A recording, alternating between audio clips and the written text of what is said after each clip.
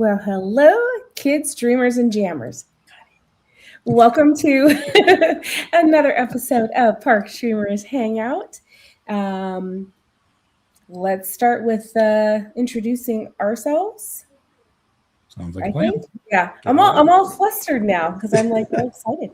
That's what happens when you have rock stars on the show. I know exactly.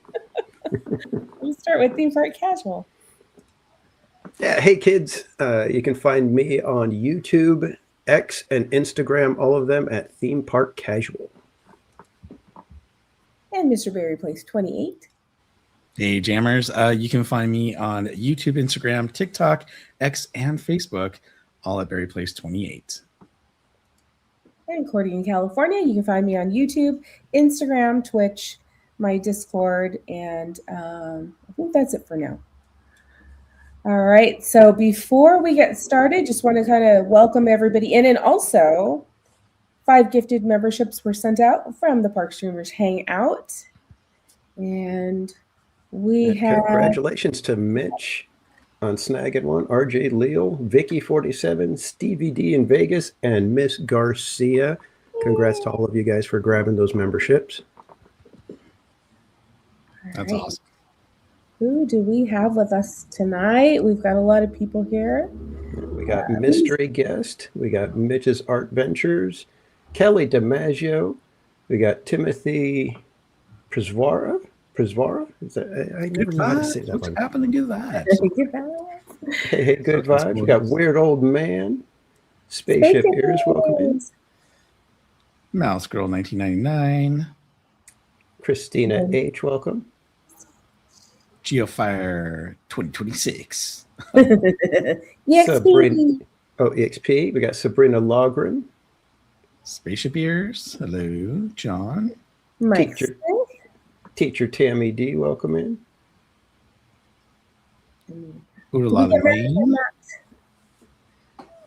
We have Jennifer Beausoleil. What were we saying, Cordy? Did we get Madacam Mad in there? I thought you said hi. Did we? We have Phat Cat Swinger in here. What the heck? I know.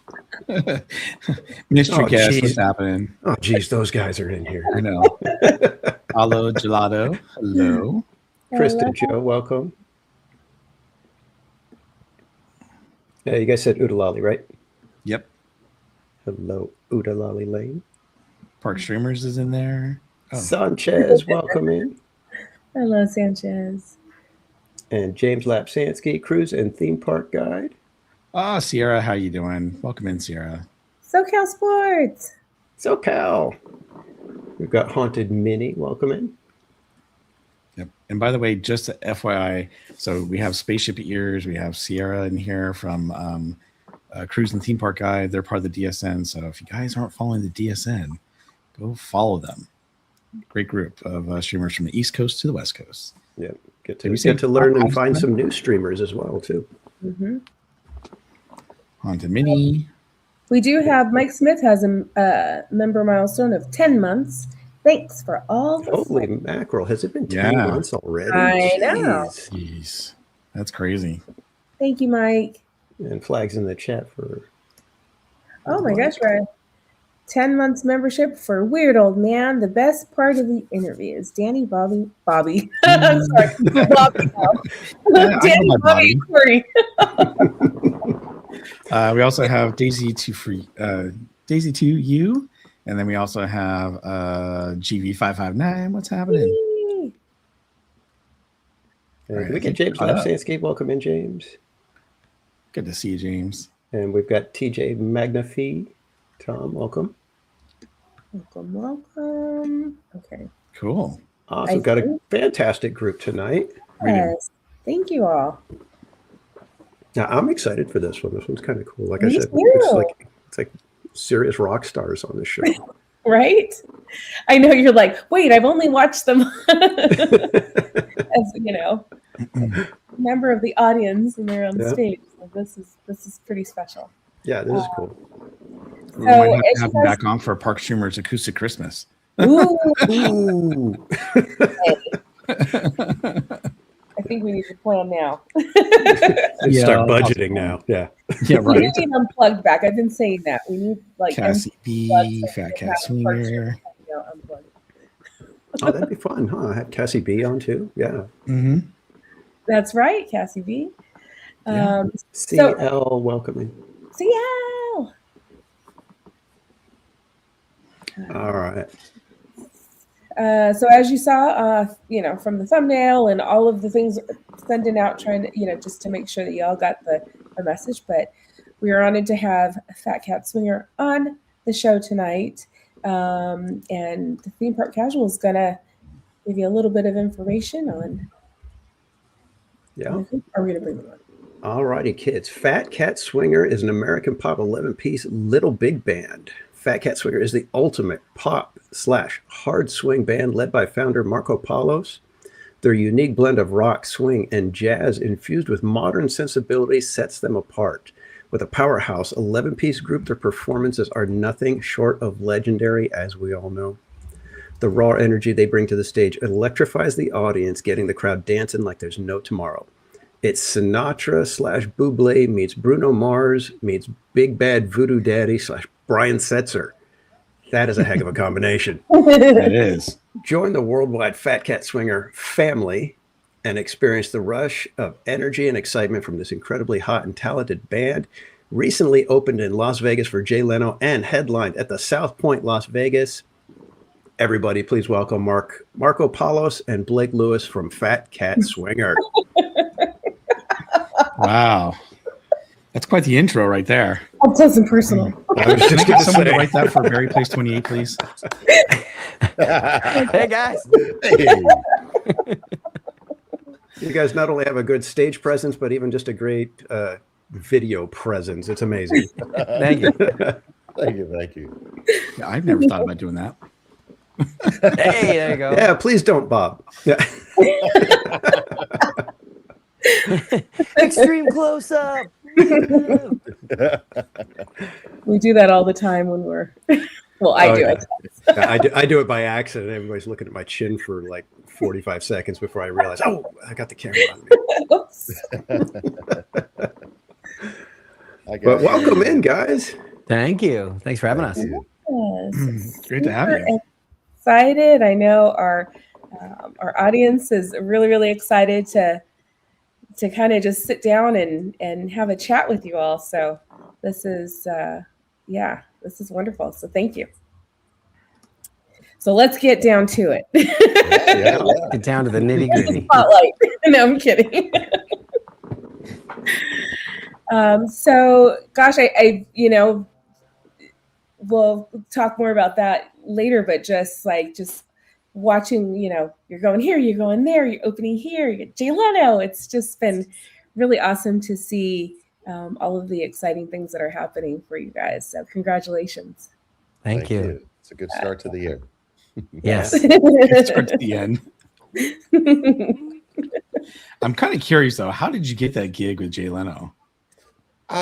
Actually, so last year we played at the Cerritos Center, and it was a decent turnout for our first time in a nice big theater. I don't know if you guys have been to Cerritos Center, but that thing is like a transformer performing arts center, because it can be an auditorium, it could be a theater, it's got like opera seat buckets, it's just big.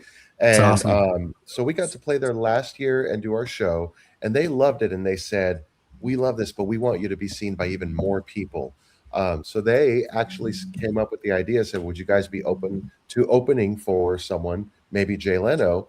And we're like, yeah, sure. So it was really their suggestion and their way of trying to help us be seen by more people and a wider audience. So they took us in again, and this is one of those things that, I think when you're not quite known yet as a band, it's wonderful to get an opportunity like this to really just be placed in front of another audience that normally wouldn't see you.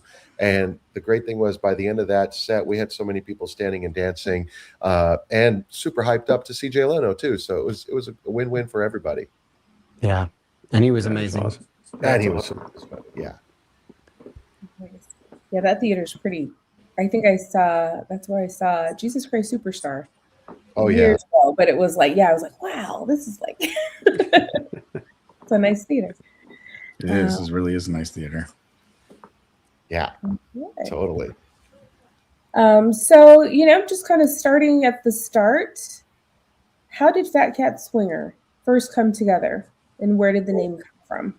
I could take you way back there. That started many, many years ago. I was in elementary school, and we started in a garage. No, and no, it started with my best friend Will, who still plays with the band from time to time, and he was one that we call the sheriff on baritone sax, and we started it many years ago after watching Big Bad Voodoo Daddy in concert, and we said, gosh, we could do this, and I bet you if we stick it out, give it about 20 years, we're going to be pretty dang good at this thing.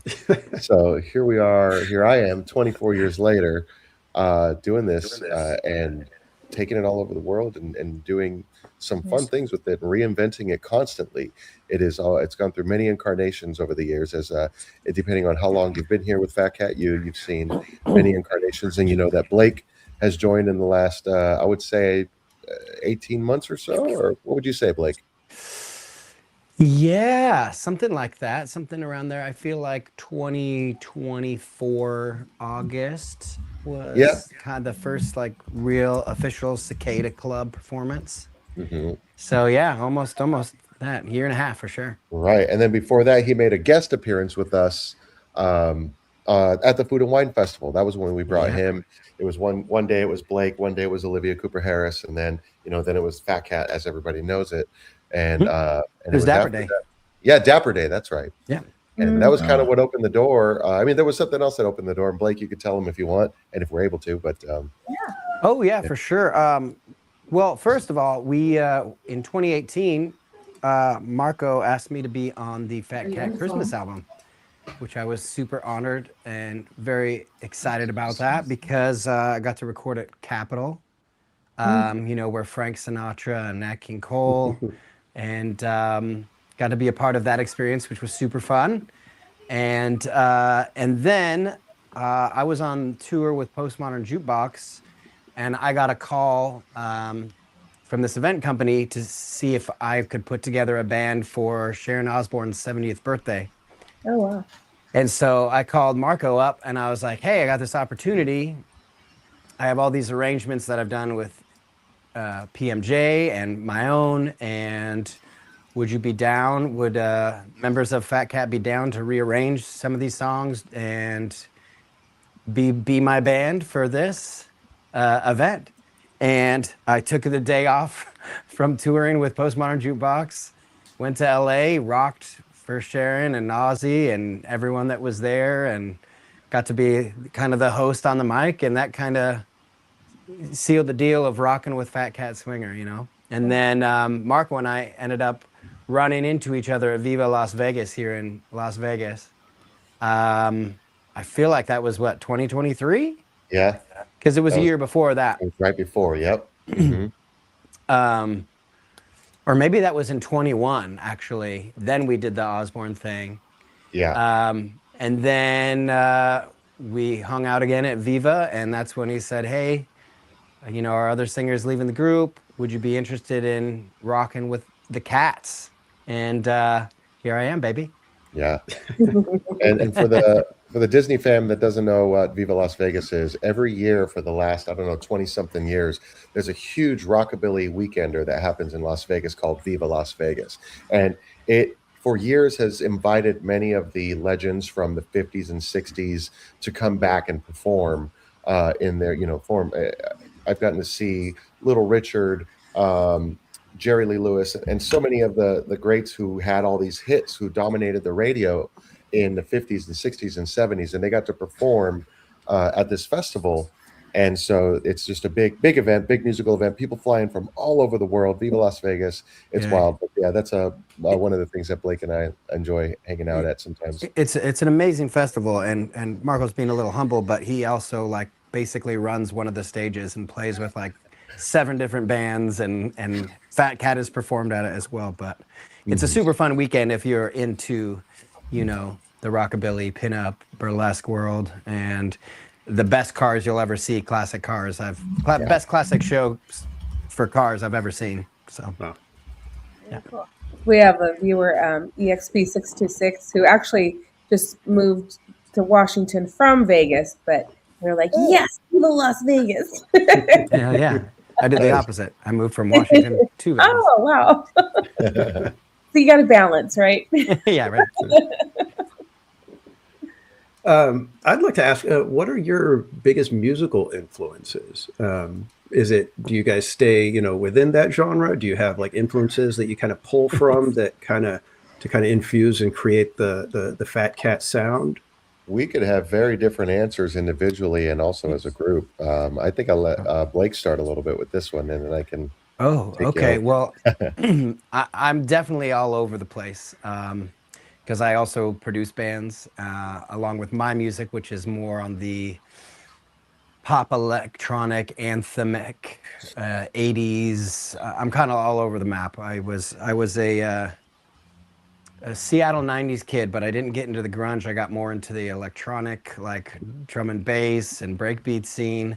But I was also the choir boy and was in a professional a cappella group and doing hip hop because I'm a professional beatboxer. So my musical taste is the gambit of every genre, and I grew up playing classical piano. So, but as far as influences, like mainly Michael Jackson, Duran Duran, and then my jazz side would be Ella, Nat King Cole, Harry Connick Jr. I didn't get into like Frank or Dino until I was already into Harry Connick Jr. because my dad had a few of his tapes, cassette tapes for you young kids.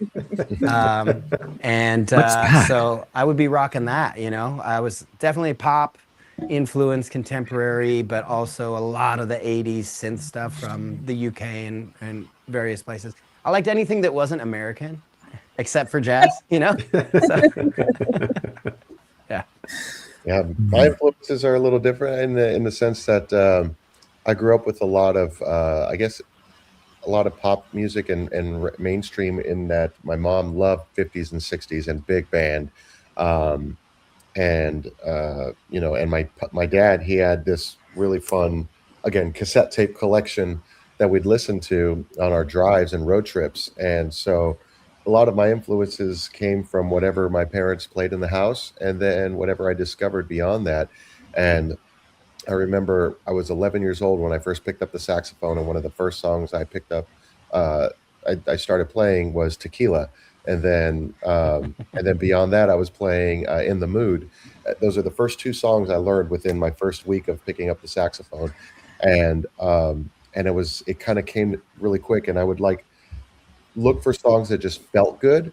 And I remember just before starting Phat Cat Swinger, I said to myself, I was trying to think of what kind of band do I want to start? And I said, my influences at the time, actually, back in 2002, was there's a Colombian artist named Juanes, and Juanes has this really unique sound that I just love the way the guitar sounds with the drum Latin beats. And then there was Lenny Kravitz, who's just a handsome hunk of a rock star, and I'm just like, yes, rock star, that's what I want to do also. But then there was the softness of Coldplay, who was just coming out at the time, and then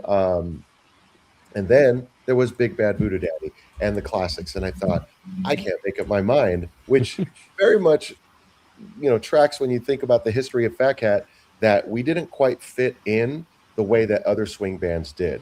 Other swing bands are very traditional, and they love to pay homage to what was, which is absolutely beautiful, and I love the art form of what they do to bring such authentic vibes to the music. What I wanted to do was if that music kept going today and these artists were the pop stars of today, what could we keep doing?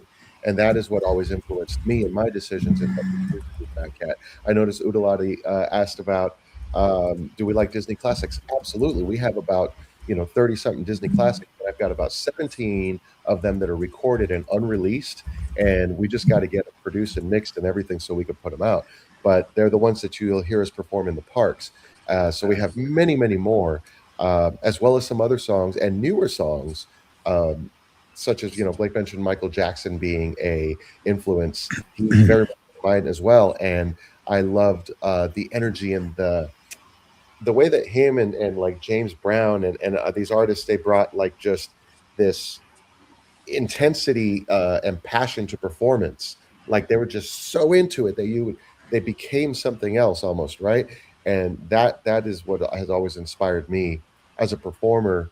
And we recently just added a Michael Jackson song to our show that we opened up in Las Vegas, and that's one of those ones that we'll bring to. Well, I can't tell you when yet because it's not officially announced, but we're going to bring it to the place we all like to go. So very soon. I think we need tickets to that show. I won't say much other than you might want to count to the number 22 next month. That's all I'm going to say. Oh, So okay. Well, thank you so much for telling us what genres you secretly inspire you, because I was actually going to ask that question, but since you already answered that, obviously your live energy is huge part of your experience on stage. So how do you prepare for your shows, and how much is planned versus instinct that you have out there on the stage? Well, I'll answer this maybe a little bit for Marco. Is we're very methodical with the set list. It's a week in advance up until showtime, and if we're going to veto who's the audience, especially if it's Disney, obviously we're going to do Disney. If it's you're coming to see and paying a ticket to see Phat Cat, you're going to see the gambit of genre and energy in every single song. And after this last weekend, we did two. We had our Vegas residency show three nights in a row, which was a lot of effort put into that show. I mean, months of work, far as getting new arrangements, compositions, going through the set lists months in advance, like whittling it down, like bringing Vegas back to Vegas. How can we do this? How can we put the Phat Cat stamp on Vegas so they want us back, and they want us back a lot? But then a week later, here we are. We just got back from Georgia, and we played a full Disney show. Not a single song from our Vegas show. So a completely different set, completely different 90 minutes, and we worked our Phat Cat butts off to make every human in that room have a good experience. So yeah, that was a hard prep, and it is hard to prep from show to show because it really depends on what we're getting hired for. In 2022, the end of 22 was December 30th. I had made a decision that I was no longer going to. I was going to retire from playing with any other band. I was going to put my full focus on Phat Cat because I said, if Phat Cat's going to make any sort of a stamp in my lifetime, I got to do it now while I have as much energy as possible, and I feel great about this. So I kind of told every other band that I was a part of, like, I love you guys, but right now is the time that I have to focus on Phat Cat. So I'm going all in, and I did just the same way when I first started the band.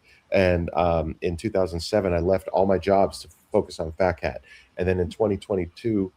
Between 2007 and 2022, I realized part of being a professional musician is sometimes you got to supplement with playing with other bands. Either you're going to go get another job or you're going to play with a bunch of bands. And that's why you'll sometimes see a lot of musicians on stage with so many different bands. You'll see, oh, doesn't he play with so-and-so? Yes, yeah, we all do. And that's kind of how we pay our bills also. But you try to do it with the bands that you love and you enjoy doing, right? And so it's really hard to say that to everybody, like, I can't play with you anymore. Not because I don't want to, but because I need to make a different choice right now. So I chose Phat Cat. And in that time, we got agents, we got a manager, we got, people who started working on our team to book us in places. The good thing, and I guess it's not a bad thing, but it's challenging as a creative artist who wants to do what you want to do, that now we had to start catering different types of shows for different audiences. So it's like if we're playing a more elderly audience, we're going to play a little more of the 40s and 50s classics mixed in with maybe 70s and 80s, and because I think we're in an era right now where the 70s and 80s seem to be popular with everybody. And then if we sprinkle in a little bit of the 90s, that also works with everybody too. So we've lately been diving into more 70s, 80s, and 90s. And then we have not been playing as much of the standards. However, we still put them in the show to remind people these are the great classics that inspired what we do in the big band.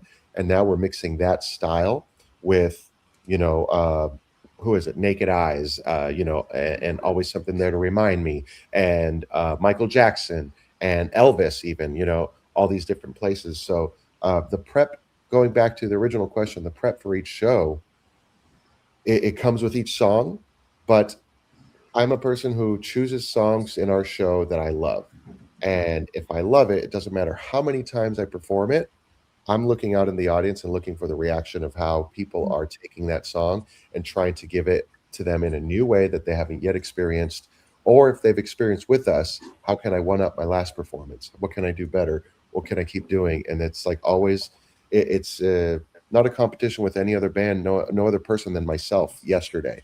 What did I perform like yesterday? And what can I do to make that better this time?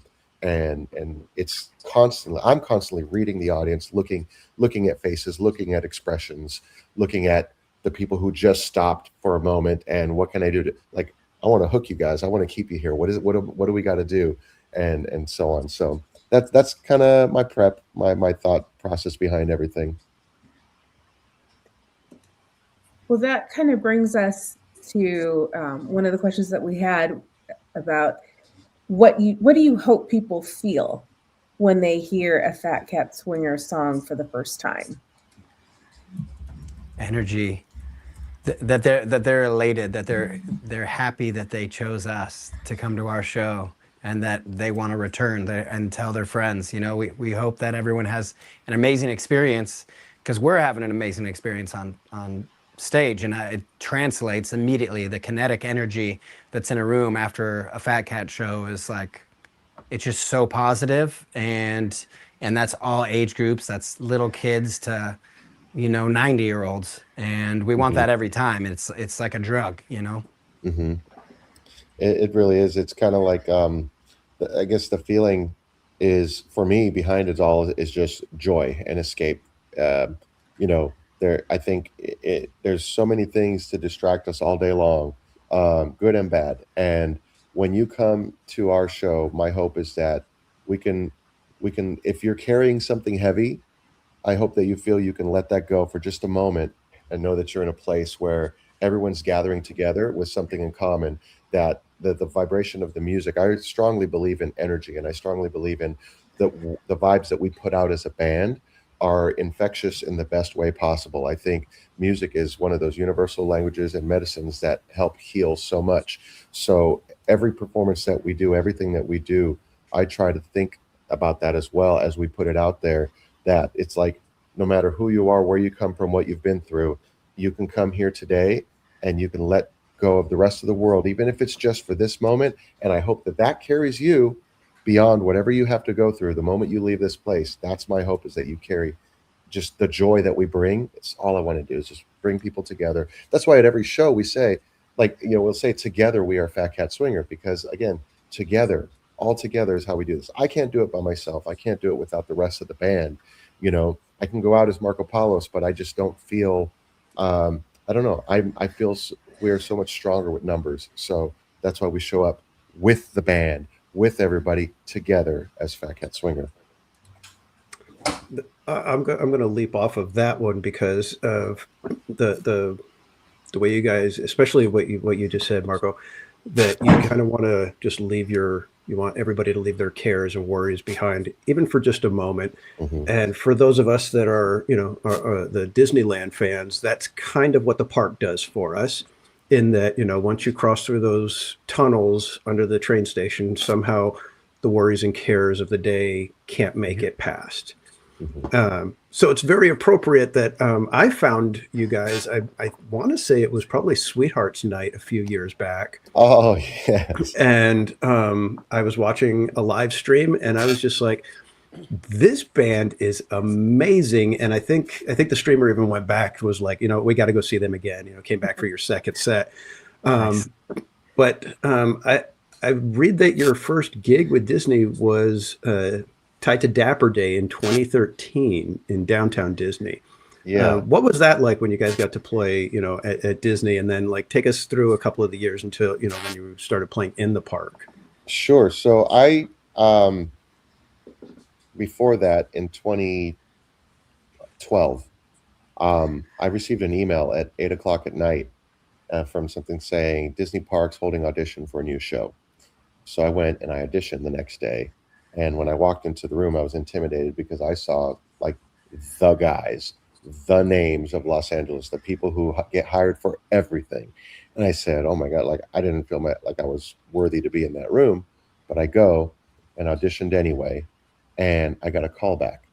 And then from that call back, I came back. And even though I was like, I walked out of that room thinking like, oh man, I just failed it.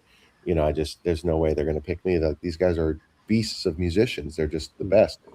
They did call me back, and then I did get the gig. And here I am many years later, still doing that same show. If anybody knows my pal Zoot, that is the show that got me into the park, around the fountain. Now, while I was working in the park, it was a whole new world, literally, and because it was just, I learned so much by watching what goes on behind the stage, and I started observing who's in charge. And when those people started to compliment my performance in the rehearsals before that show ever opened, I said, "Hey, how do I get my band in here?" And they said, "Just book a show somewhere in Orange County, and we'll come watch you." And I said, "Okay, cool." So I'm looking for places, and as an unknown band with many people, it's hard to find anything. And then I said, you know what? Dapper Day happens, and why don't they have an after party? So I reached out to the gentleman of Dapper Day and I said, hey guys, I just wanted to offer my services. I said, this would be a one-time thing just because I need Disney to see us. And I believe that you guys should have an after party after the park hang. And he said, that's a great idea. Actually, we've been talking about that and we just didn't know where to look for a band.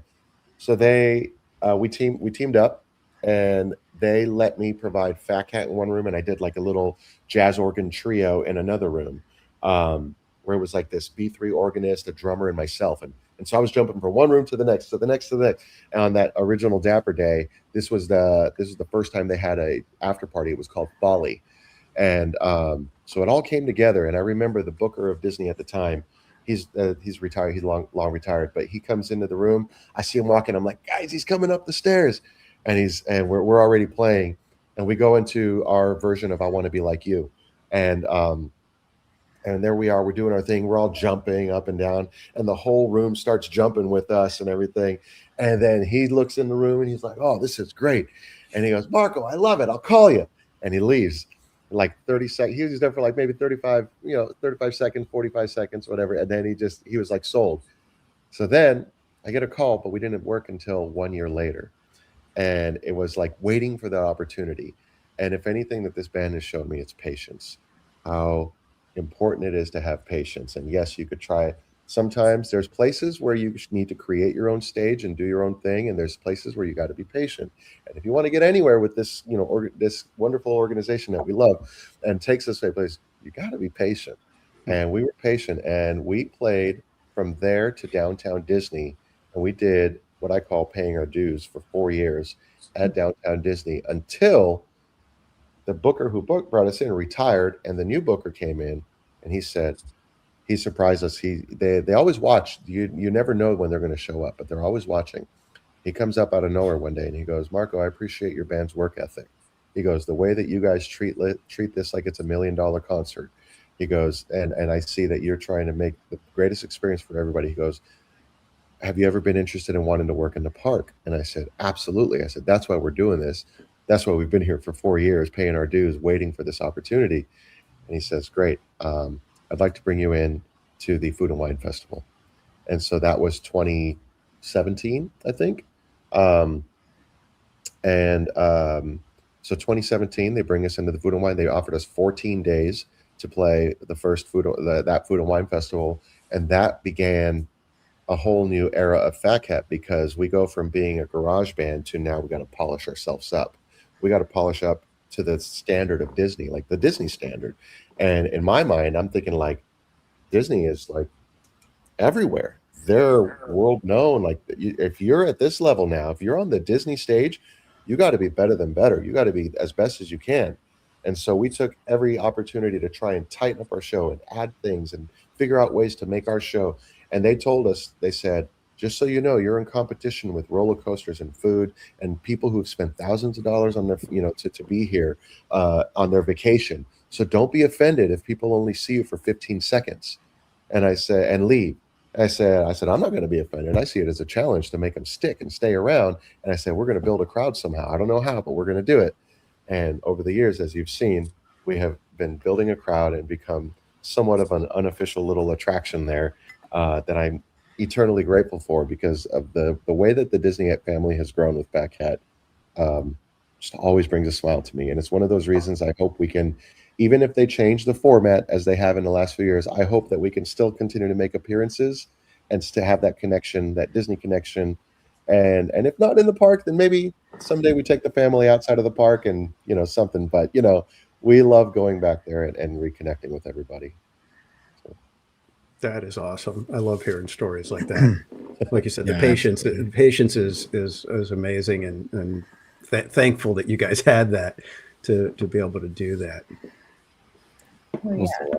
Thank you for letting me share. No, that's absolutely. like when you're at the show, like just seeing, you have diehard fans, right? That just, I'm sure, go to every show, even outside of, the park. So I know I would sit there and I'm like watching, and it's just amazing, right? Because you get to know the people and you're like, oh, wow, oh, I saw them at this last one. And then the people start dancing and the kids are dancing. Like, sorry, I'm going back to the last section, but it just, that really, like, just so you know, like as being in the audience, I did feel that joy. Like that is like, that's all you feel. You're just like smiling the whole time. And it's just, you guys are just, yeah. So you guys mentioned that you played at Disneyland for all these years, but then in 2025, you guys were busy touring the country. So are there any plans at this time to get back to Disneyland resorts and perform at any of the events in 2026? So I can't officially say, but just in the month of March, just count to the number 22. Marco, could you write it down? You can't say, can you write it down for us? That's right. And also, what's really nice too to think about too is also it is pretty fun to experience Dapper Day in the park. So you guys should try to go to Dapper Day as well. That was my first Phat Cat show, was Dapper Day, and maybe that will happen again. Maybe someday, but we'll see. We'll hope. We'll cross our fingers and hope. But I would recommend getting a reservation for Dapper Day. And I have my Dapper Day reservation. I'm going to Dapper Day. I go every year. I'll be there. I love to suit up and get there, and I'd stop by the convention and then walk around the park and say hi to people. But definitely try to get there that day, because I don't know, the Disney's always up to some cool stuff. They got great bands and whatnot, so you might see somebody there. Yeah, and if anyone's wondering when those Dapper Days are, April 19th of 2026 and November 15th. So you got your spring and fall time. Yeah, at least I know for sure I'm going to be around for the spring one. We're going to hang out there, just as fans of Dapper Day. But the November one, I don't know yet, because actually, speaking of tour schedule, you mentioned we are starting to get booked out beyond the park, and that was part of the payoff that's come with the investment of going fully into Phat Cat Swinger, is that our agents have been working really hard on getting our show outside and other places. And so I know our November schedule is actually starting to look like it has some pretty cool things, as well as October.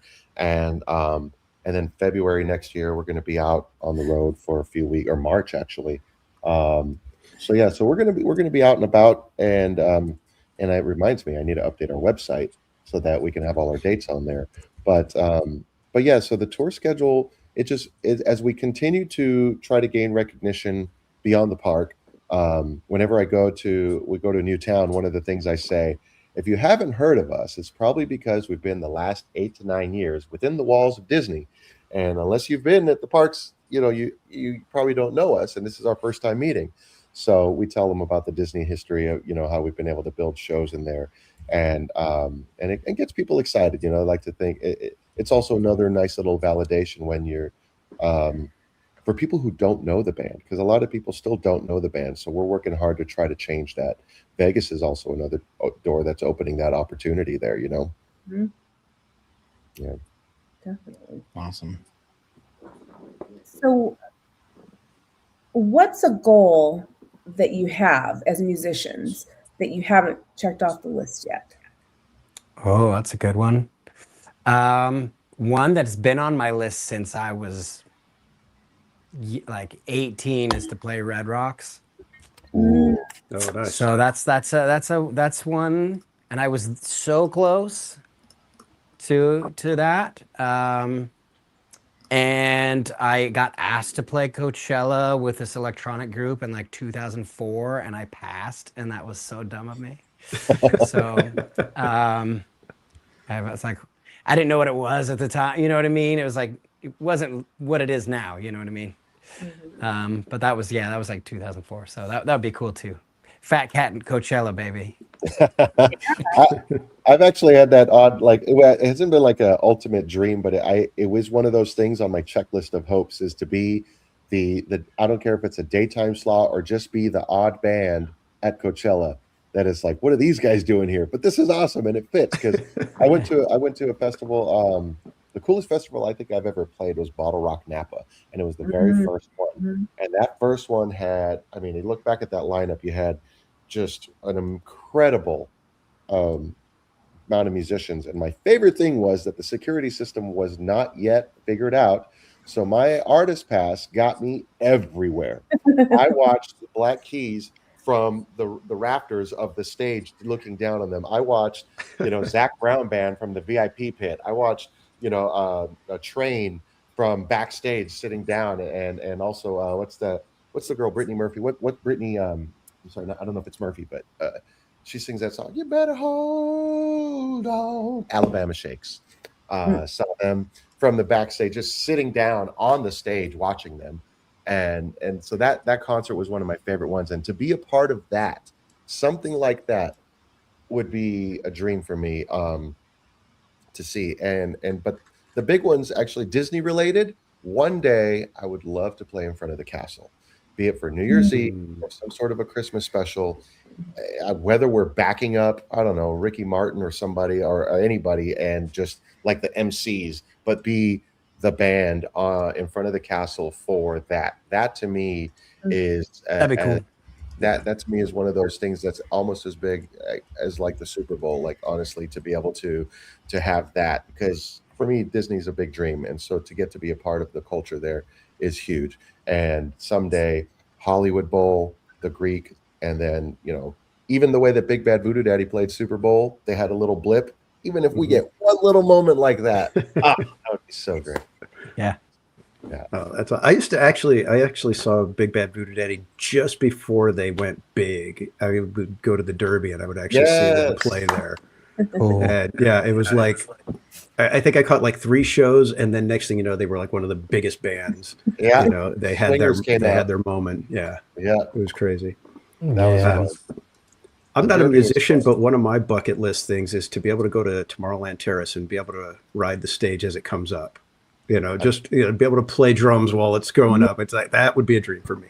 I've done that a couple times. I got to do that with I don't know if you're familiar with Thomasina, one of the bands that performs. So she one day through another friend contacted me and asked me, hey, we're going to do this special show. It's Valentine's Day, and I want to throw some sax into the show. And I said, great. So she goes, it's on the Tomorrowland Terrace. We're going to get a rise from the stage. And I was like, yes, I can do it finally. So I've gotten to rise on that stage 2 separate dates, and it was so cool to experience that moment. And yeah, it's fun.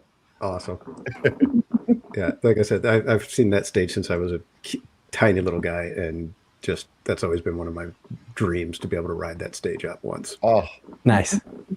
I hope you can somehow. So hopefully. Yeah. All right. Let's see what else we got here. How are we doing on time? I don't want to. No, I was like, be rude to our guests and drag it out longer than. We got all the time in the world. Yeah. You want me to jump? Would you guys like me? I see a couple questions that I can answer from the thing, if that's okay. From the Sure. chat. Yeah. Is that okay? Yeah. So somebody E6X2PX asked PCS, you write all your own music. We have originals that we do write, and we also arrange a lot of our own songs. So most of our songs are things that either I or someone in the band has arranged to be like our version of something. For example, even the stuff that Blake has done with Postmodern Jukebox, we've taken it and made it more Phat Cat. So even it follows something. So a lot of our charts and everything are things that we have done ourselves. And let me see. Someone else asked. Somebody says, "Are you known as Skinny Cat Swingers now?" And actually, the funny thing is, Oh, you noticed? you know, Thanks. I shed a couple fur balls earlier. one of the funny things we don't ever advertise it, but occasionally we perform as Slim Cat. If somebody needs an event and we need to maybe perform with a few less players, or we need to take on a different identity so that we can perform somewhere and do something, we go under the guise of Slim Cat, and that's our little our alter ego, I guess you could say. That's fun. The cousin of Phat Cat. Yeah. And so somebody asked if we ever play at any of the local casinos, Yamava, Pachanga, or Harrah's. We've been asked. I know that Yamava recently reached out to our agents, and the trick is that the show that Phat Cat does is a show that takes a lot of energy to do, and we usually do it in 60 to 90-minute spurts, except when we're at Disney, we do it in 25-minute spurts, right? And so typically, and a lot of the casinos, they'll have you play 4 to 5 hours. So it's, if we're able to find something to negotiate, be like, hey, we're not just playing, We're not your cover band. we're not a cover band just playing songs. Like, we're putting on a show, and to do that for 5 hours, we just can't. So we would play at any of those places, but our agents are trying to figure out the right room and the right place and the right amount of time. Yeah, we did Palm Springs. What was that one? Agua Caliente or what? Oh, Agua Caliente, yeah, because they do like a full 90-minute program. Yeah, So they have a good room. Yes. So you come in as a show, so it's not really like you're just going there to play for the bar, 4 or 5 hours in a night, the way a DJ would just play the night. Make sure to tip your waitress. Yes, Good exactly. time. Yeah. And then, as somebody mentioned, if we ever need a trumpeter, Elisa Neal Disney family is our guy. Just honestly, we have like the guys and gals that we love in our band, but every now and then either somebody gets sick or somebody gets a great touring opportunity. Some of our members have picked up gigs with other big touring bands, and I'm always like, I encourage, like, hey, follow your dream, follow your passion. Like, and if things still line up to where when you are done with that bit and you come back and we still have a spot open, we're going to bring it right back to you. You know what I mean? But if somebody else has grown into that spot, I also want to respect all the work that they have done to be able to grow into that spot of Phat Cat. But we try to keep it a family, with no matter, where people go. And so, yeah. So, and then somebody asked if we go to the Northeast, and I would say Northeast, which way is that? Like New York, Connecticut. Yeah, we actually did. Blake, didn't we do like something last year? Yeah, I mean, we just did Georgia 2 nights ago. So yeah, but in the north, like I think we did Connecticut. Yeah, and Connecticut. during the holidays, you guys were. Yeah. I mean, That's we did Buffalo, we did Wisconsin, Yeah. So we go where we're wanted. And if the Northeast is calling, I'm picking up. Yeah. Well, speaking of picking up, I do have to bring up something about Blake, because you were on this little show called American Idol back in the day. I was. I kind of want to share something of that real quick. So all right, let's check this out real quick. Oh my goodness! Oh gosh! Faux Hawks unite. No, you don't take risks in life. You'll never see anything I can't new. hear it. There's Oh, great You charm guys in want to it, hear it? but I gotta tell you, this I is the don't one hear that to me is I can rolling hear the it. dice. Who's that pretty girl? Oh wait, that's Bon Jovi. Bon Jovi. 16 measures of him not singing on a show that's supposed to highlight singers makes me wonder.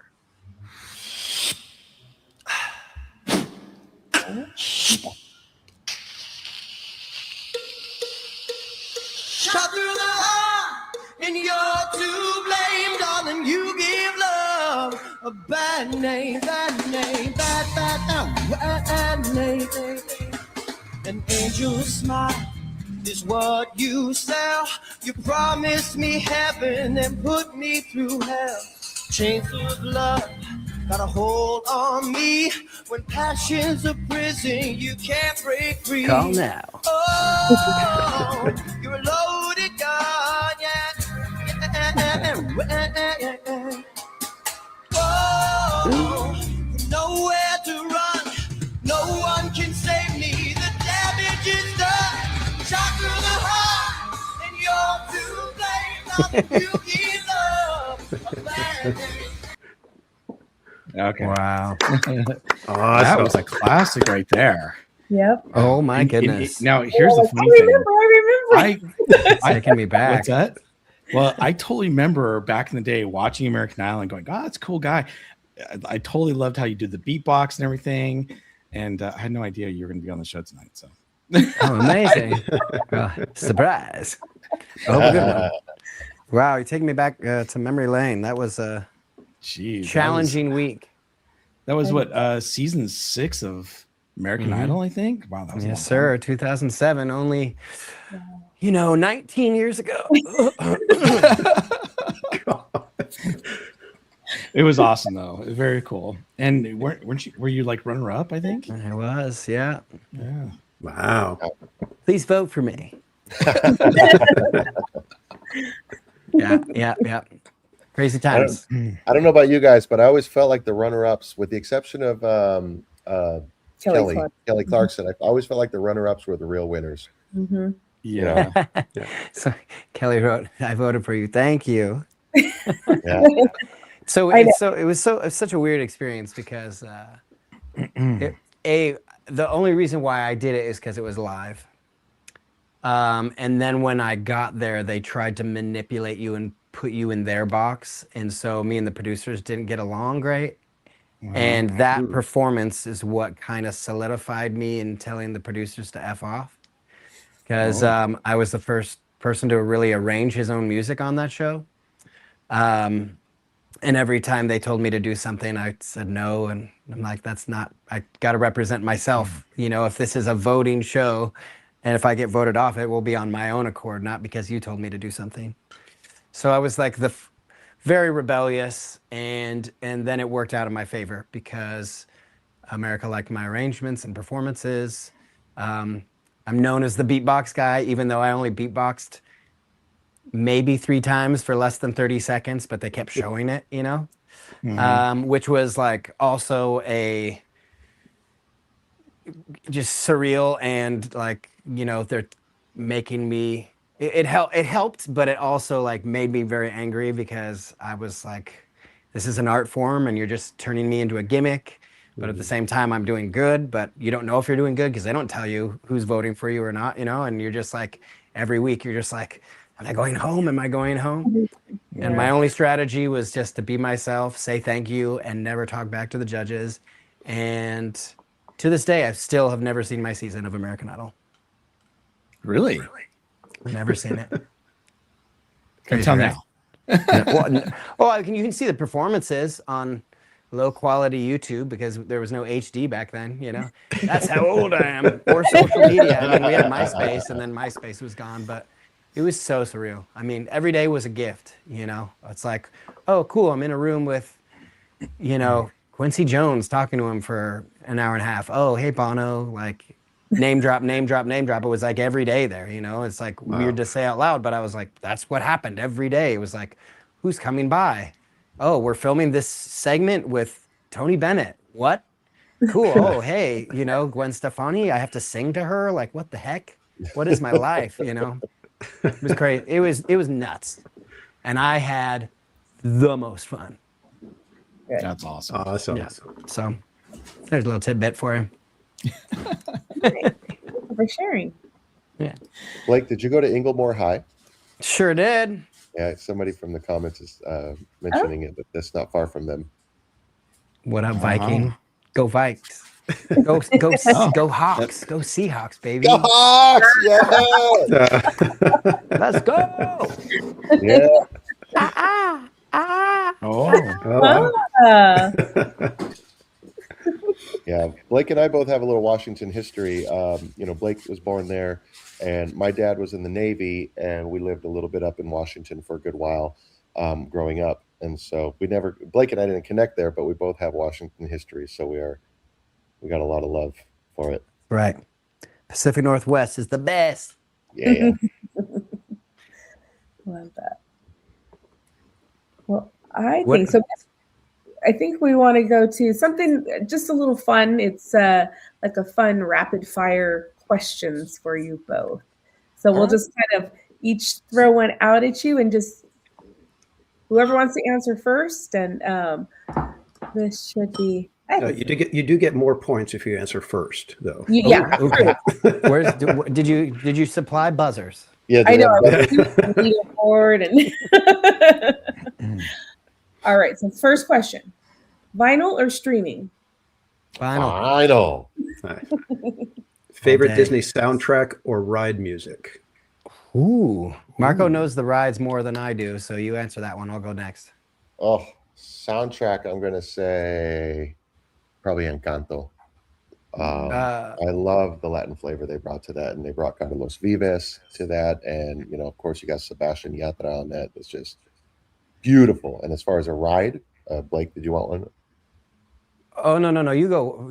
Oh, for the ride, for the ride. Saying. For me, it's for movie. It's like Hook, or like good one too. Robin Hood. All the voice acting and the music behind that. I love that one. Mm-hmm. Yeah. what's the worst song to play when you're exhausted on stage? Oh man, there are songs. Well, I get mad at Marco when we go Minnie the Moocher into one of my songs because we blow it out on Minnie the Moocher. That's like we're like going toe to toe on that, and then I'm just like, hey everybody, how's it going? In our when we do our Disney themed show, it's hard to sing You're Welcome at the end of the show. I don't hate singing it. I wish I had the juice to keep going even more. But when we get to You're Welcome at the end of our theater show, which is a 90-minute show, it is the hardest thing to hit and keep that energy going the whole way. But when we're doing it at Disney, it's great because you're only doing 25 minutes at a time. So it's it's a lot easier to get through. You crushed it this last weekend. Thanks, man. Thank you. It was a lot of fun. It's a fun song, good arrangement. I have the easy roll on that one. I got like a shaker. Yeah. Oh, you know what's a hard one to do is we have this Mary Poppins medley, and that is exhausting because you start off with It's a Jolly Holiday, and then we go into Step in Time, and then we go from there to Supercalifragilistic, and then that one is an exhausting one to do, but it's fun. Mm-hmm. Pre-show ritual or superstition? Stretching, warming up. No superstition. Yeah, no superstition for me. I think I have my ritual is as I'm driving to the show, I try to do my vocal warm-ups and I hope to get my stretching in the day. So that and then coffee. Yes. All right. One word your bandmates would use to describe you.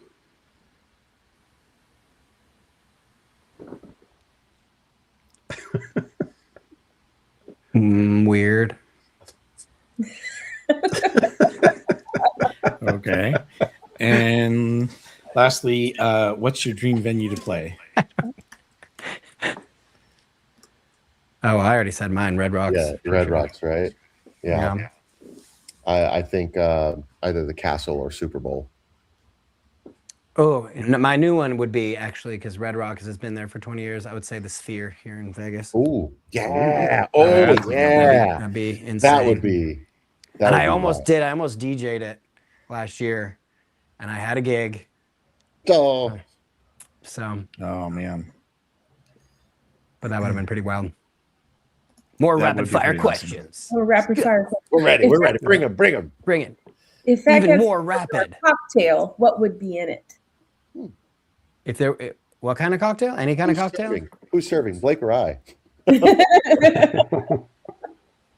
I mean, mine's a mezcal old fashioned, And mine's Which- a rye old fashioned. or an infante with spice bitters in it with mezcal, because that's passion fruit, almond, like liqueur, and it's delicious. Yeah. And the only reason I don't say mezcal is because I'm actually allergic to agave. So Which doesn't stop him most of the time. I'll still do. It's so good. I love it. I'll have a couple good. Benadryl before I have a drink. So. Marco's not looking so good on stage. Yeah, Mescal. Yes. His voice is an octave lower. How is that possible? Yeah. Who's your favorite Disney villain? Ooh, it's not my favorite Disney movie, but I think Ursula from Little Mermaid is pretty badass. But also, the witch from Sword in the Stone. Oh, yeah. Madam You Mim. know, and she like turns into a Yeah, pig and the Madam Mim. dragon. It's just Uh-huh. with all the warts on her face. I was just love Oh, that. as a yeah. kid. It's a I good forget her one. name. He's How about Marco, what about you? villain. Villain, Villain. baby. I mean, I kind of like Anton Ego because Interesting. it's not really a villain, but he is the antagonist, and he ends up warming up to the food, and I just love food, and Ratatouille is one of my favorite movies. So okay. Okay. How about a classic? That's left swing- field. I like it.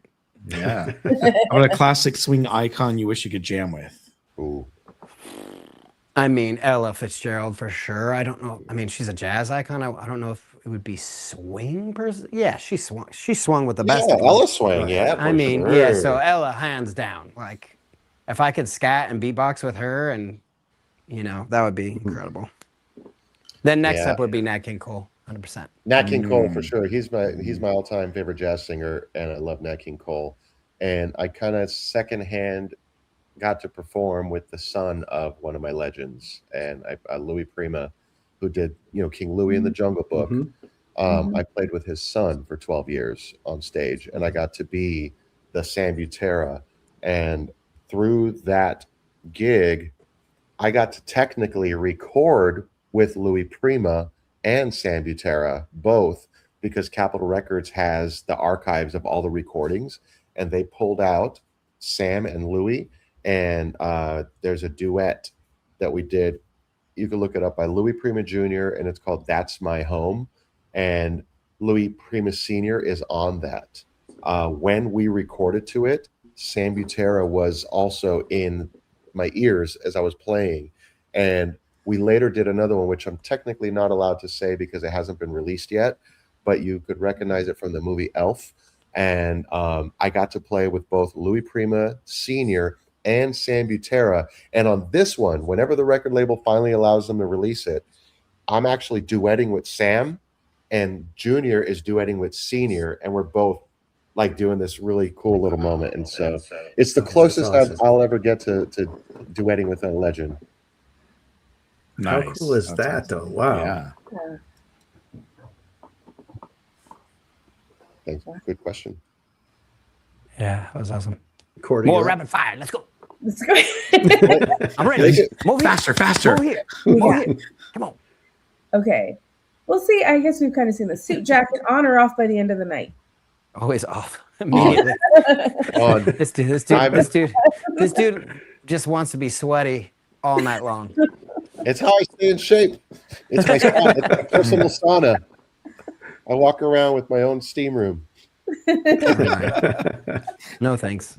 You can do another suit. You take that suit off, then you put on another suit. I could put a dryer suit on. Yes, I wouldn't mind that. Yeah. But sometimes, for me, it's also like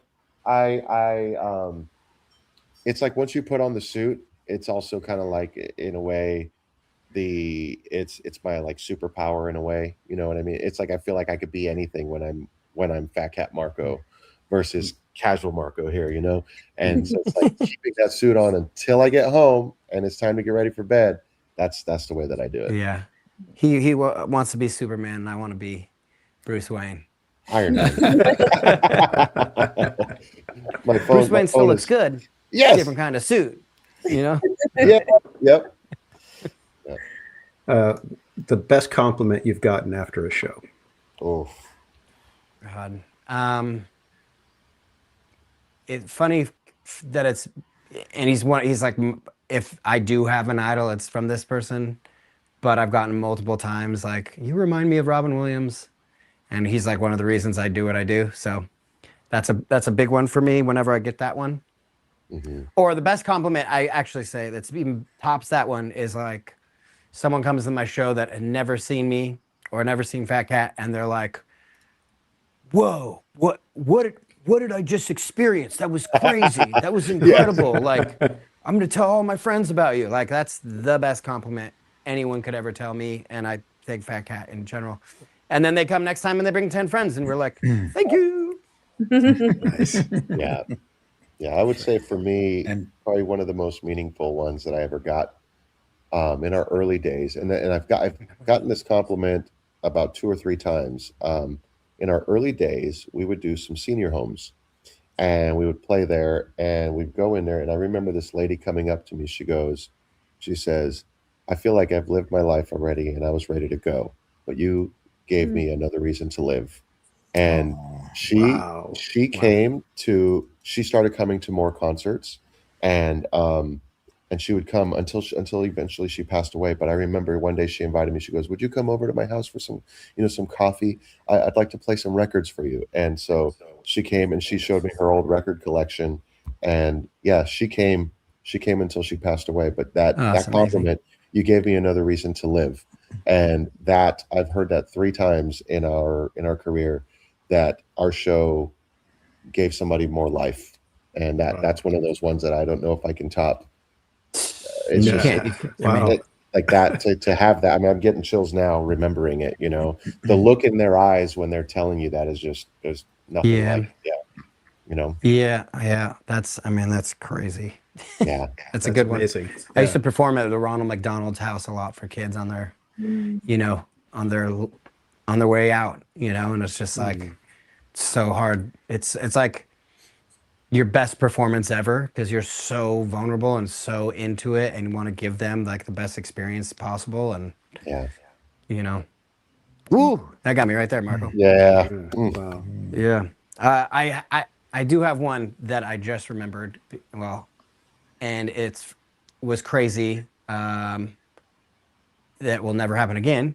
But I got to play with the Roots after a Grammy party in front of Prince, and his handler came up to me and he's like, Prince want me to tell you that he thinks you're the shit.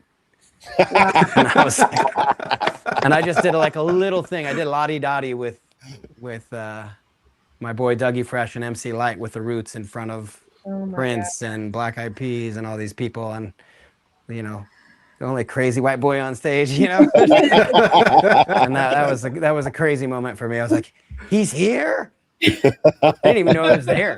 You know. Wow. Yeah, but all right. One more rapid fire question. I think we should do some more questions from everyone else. So, late night food after a gig, what is it? Marco's the expert on this. I save my appetite for after the gigs. Yeah, and I don't eat after gigs. And he doesn't eat. Yeah, but for me, it's typically, it depends where we're at too. But most of the times, like a really nice burger, whether it's In and Out or if I can get them when they're open after a gig, I love going to Eureka. Eureka's got a great burger. We like Eureka. My fat ass wants a milkshake, if anything. I'll take the sugar over food. Yeah. And me, I'm like, whenever the band wants to hang out, I'm like, do they have food? Is there going to be? Is their kitchen Is there still food open? and old fashions? They're open till 2. I know they're open till 2, but is the kitchen open? Is the kitchen open? Call. Is the kitchen Yeah, open? that's like the tragic thing as a touring band. You're like forced to eat like not the greatest food on tour, and Yeah. you get done saying hi to everyone, you pack up, and then it's midnight or later, and you're like, there's nothing open. Fantastic. Right. Especially in smaller towns. Yeah. Yeah. It looks like we're going to the gas station again and having a hot dog. Yummy. Done that too. Oh, but it's the worst when you get to a gas station and they no longer have any like hot food, Oh yeah. and it's like it was your only hope for something to eat. Frozen burritos for the win.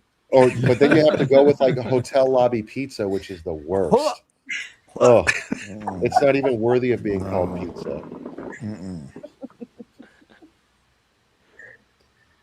Oh my gosh. All right. Well, I think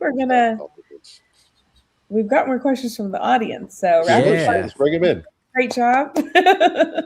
Thank you, guys. Thanks, guys. Let's see here. We've got Got quite a few starred. yeah, I want to see one if we didn't already answer.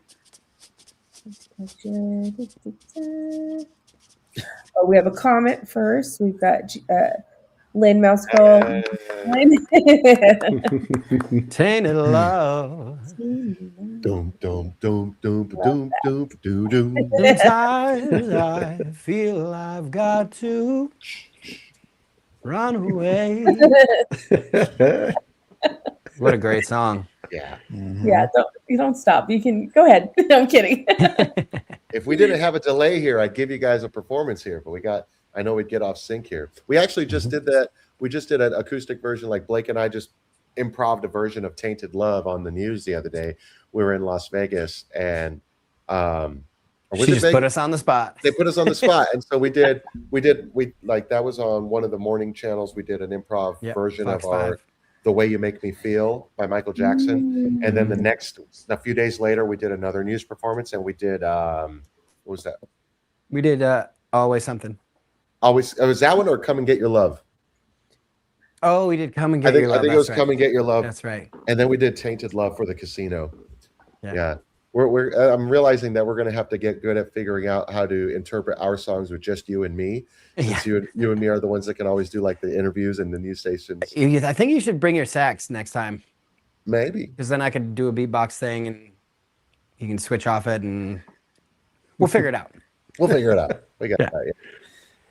Got a comment here from Spaceship Ears. Phat Cat Swinger would have been amazing at the old Carnation Plaza Garden stage. Oh, thank you. We played when it turned over into like, what is it called? Fantasy Fair. We did do the Saturday nights on that for a while.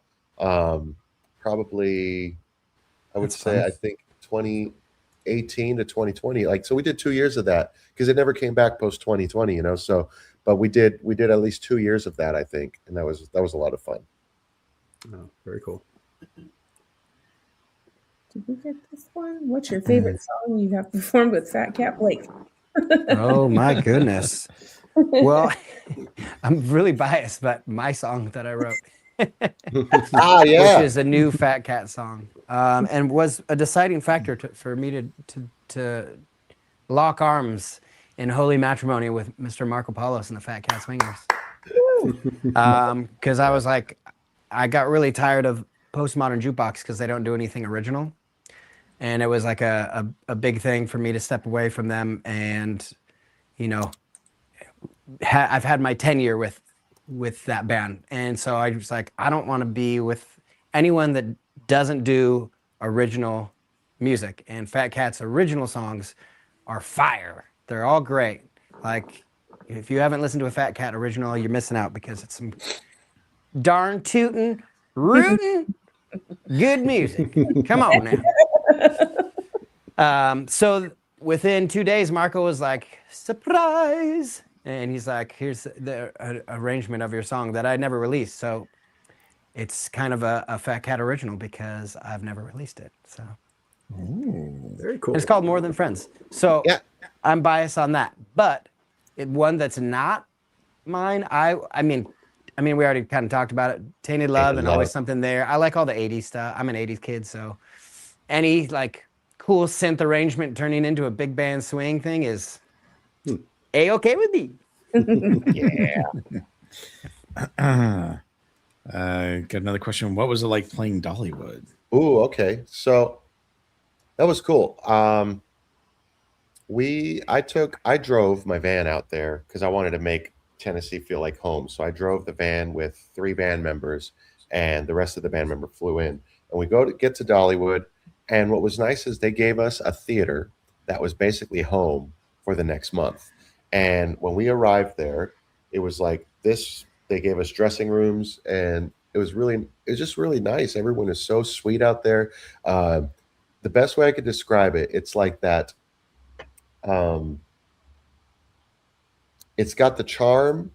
It's got the charm of like feeling a little smaller in the sense of like Knott's Berry Farm. You know, it feels that small, but it's also big in the sense of like Disney.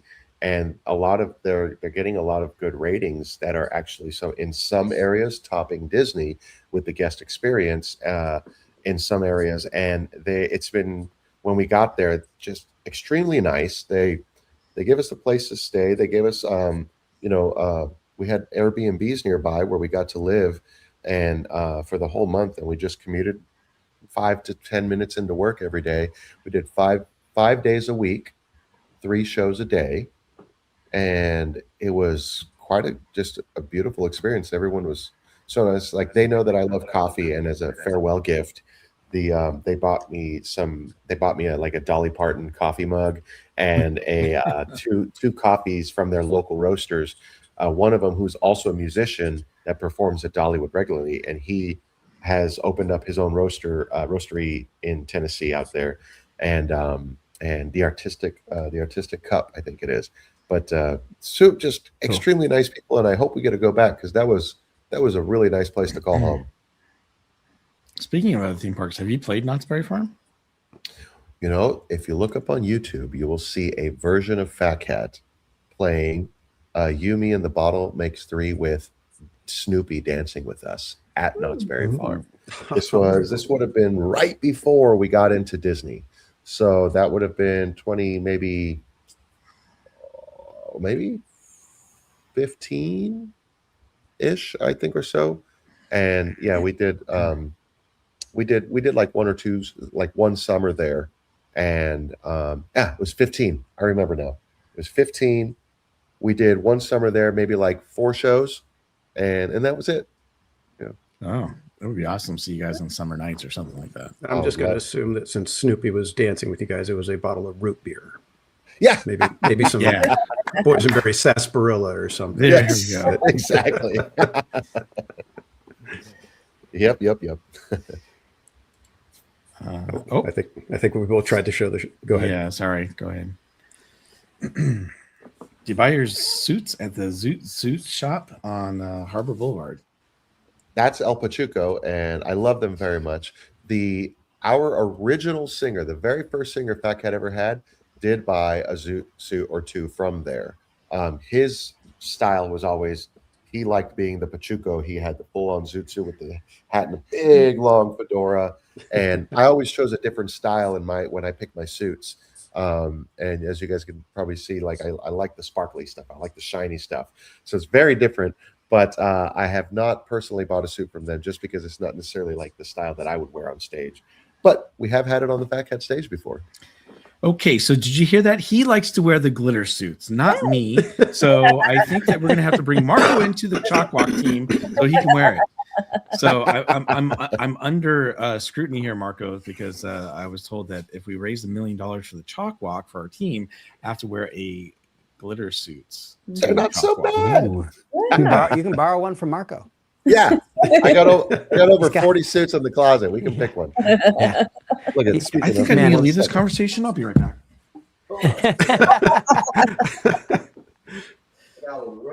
they both left for back different on and reasons.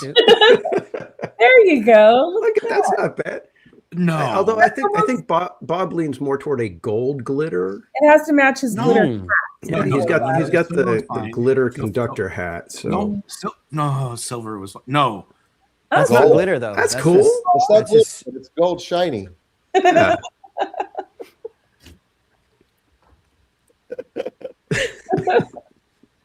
We got you. We got you. Yeah, I know a guy. Let's go. Hey, See shop. look at that. You're gonna Great. like the way you look.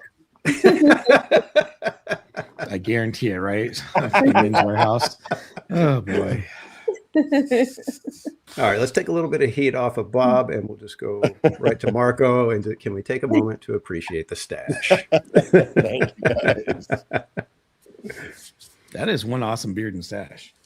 Thank you. I am overdue for a hair tutorial. I get asked often, so I try to do one every twice a year at least. So I think I'll do one. I like to do them from the hotel rooms because they have good lighting in the bathroom. I can show you how I do it. Nice. And then Kelly asks, favorite Disneyland dessert? Ooh. I mean, for me, it's always what's that shop on Main Street that has all the cookies? The one, Like- Candy like Palace with the cookies. the and Candy Palace. It has all the chocolate and has anything in there. anything. Last time I bought so much stuff. I was Yeah, you like, did. this is ridiculous. Yeah, you can spend money Somebody very stop fast me. in that shop. Yeah. Yeah. $6 cookies. I'm like, I'll take 30. I think you need to go to Harbor Galley is what you need to do. Yeah, What I about you, like Margo? I like the Mickey Head ice creams.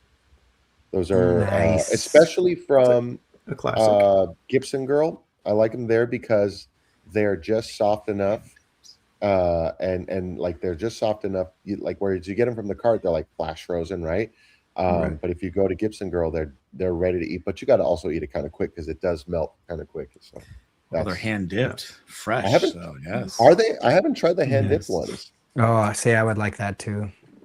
They put a lot of peanuts though when you ask for the peanuts.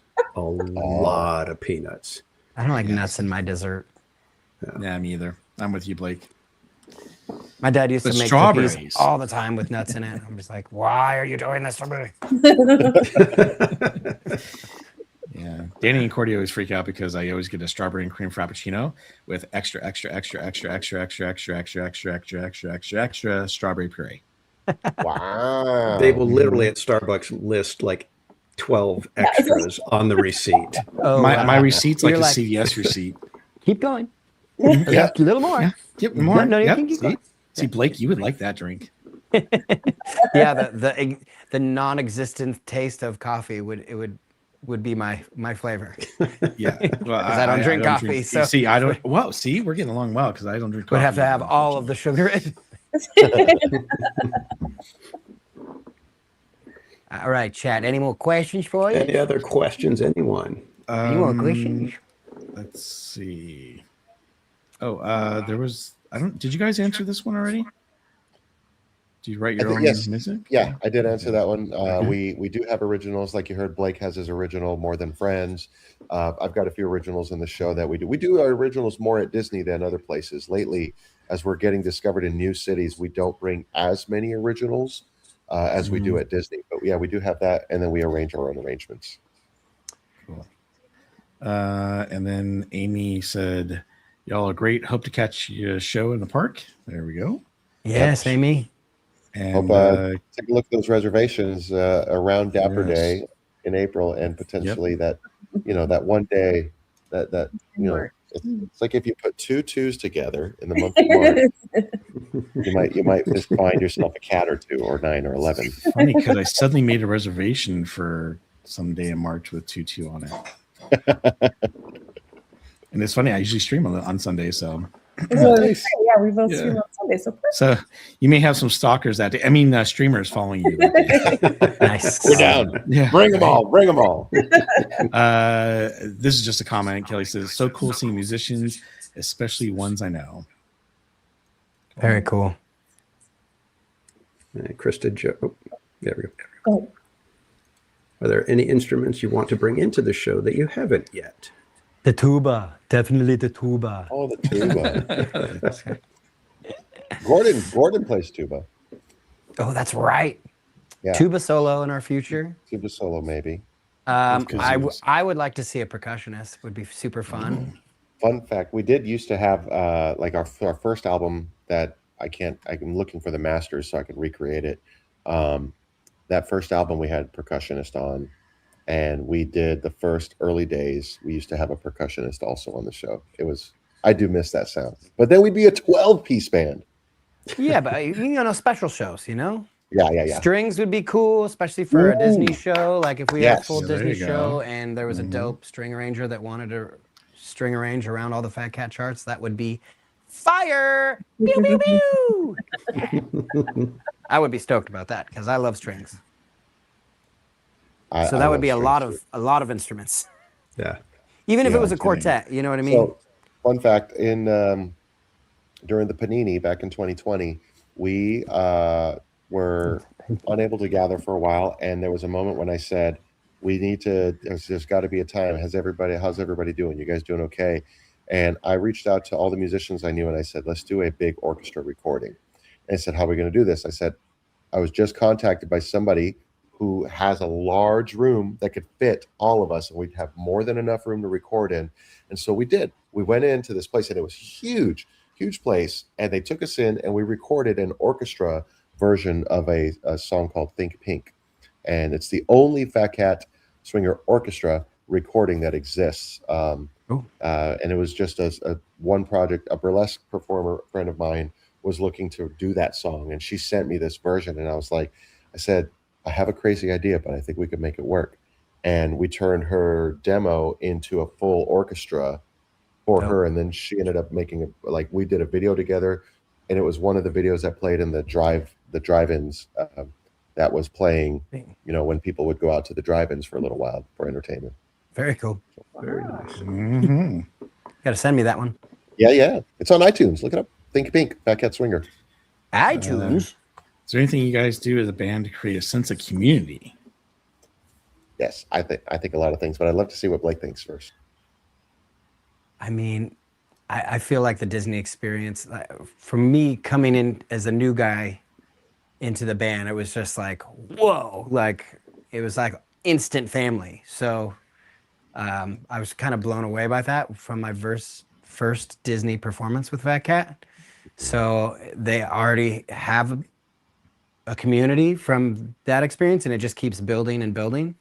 So that's like, I guess that's how I view it, Yeah. I would say over the years, as my biggest thing is just kind of making it a place where everybody feels welcome, and that is something that we do that hopefully with the music and also the sense of whoever you meet in the band. I'm very protective of who we bring into this band. And, like anything, it always takes a while to really get to know people. And so sometimes you're taking a chance and you're bringing people into the family and it works. And then there's times where it doesn't quite work and you're just like, okay, that's all right. And you kind of keep moving. But the thing for me is, as the band leader, is like, I always look at this is something that I am treating as if it is my own child. And like, I want to give it all the best opportunity to grow. So it's like that community is something that I look at when people come.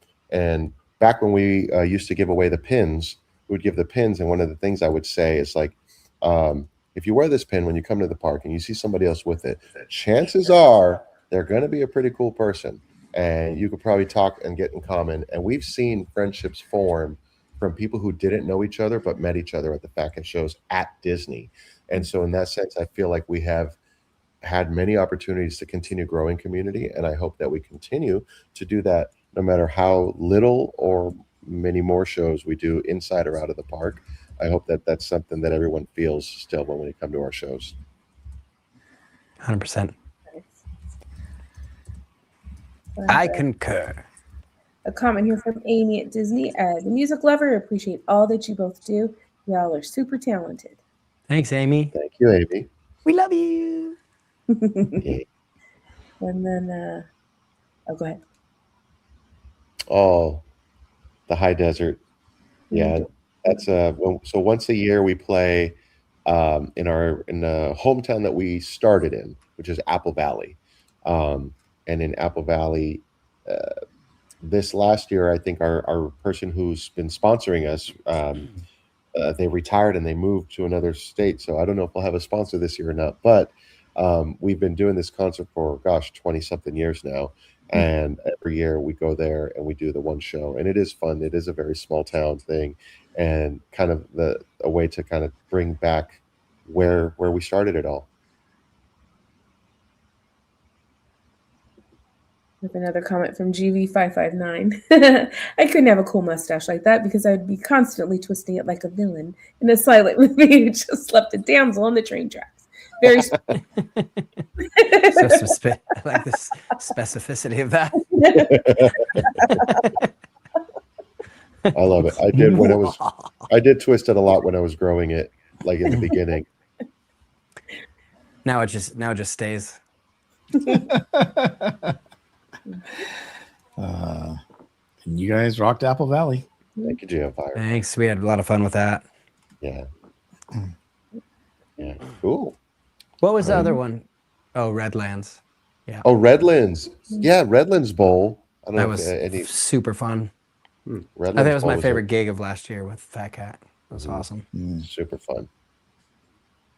Yeah. Cool.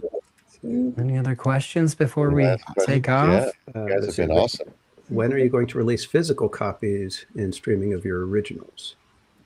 We have, so for example, we have like the sampler of our Disney album. It has, I think, 5 Disney songs on it, but we only sell it at our shows, but we can't sell merch in Disney. So it's that show doesn't get it sold, but we have it. If you come to one of our outside shows anywhere, we always have the merch table set up, and we call that one Pocket Full of Magic is what we call that album. And that is I think it's 7 tracks, 5 Disney, 2 originals. And that's the only physical copy out. And then that is the sampler of the 17 tracks that I mentioned earlier that we have recorded that we need to put out as a full album. And I my hope is we can find some time to work and mix, master, and produce all that to get it finished and get some Blake on there, get some me, and we might even do like what we did on our Christmas album where we invite some guests to come sing a few songs with us. And so. Blake, have you been in any other shows or movies? You look familiar, but not from Idol. Oh, wow.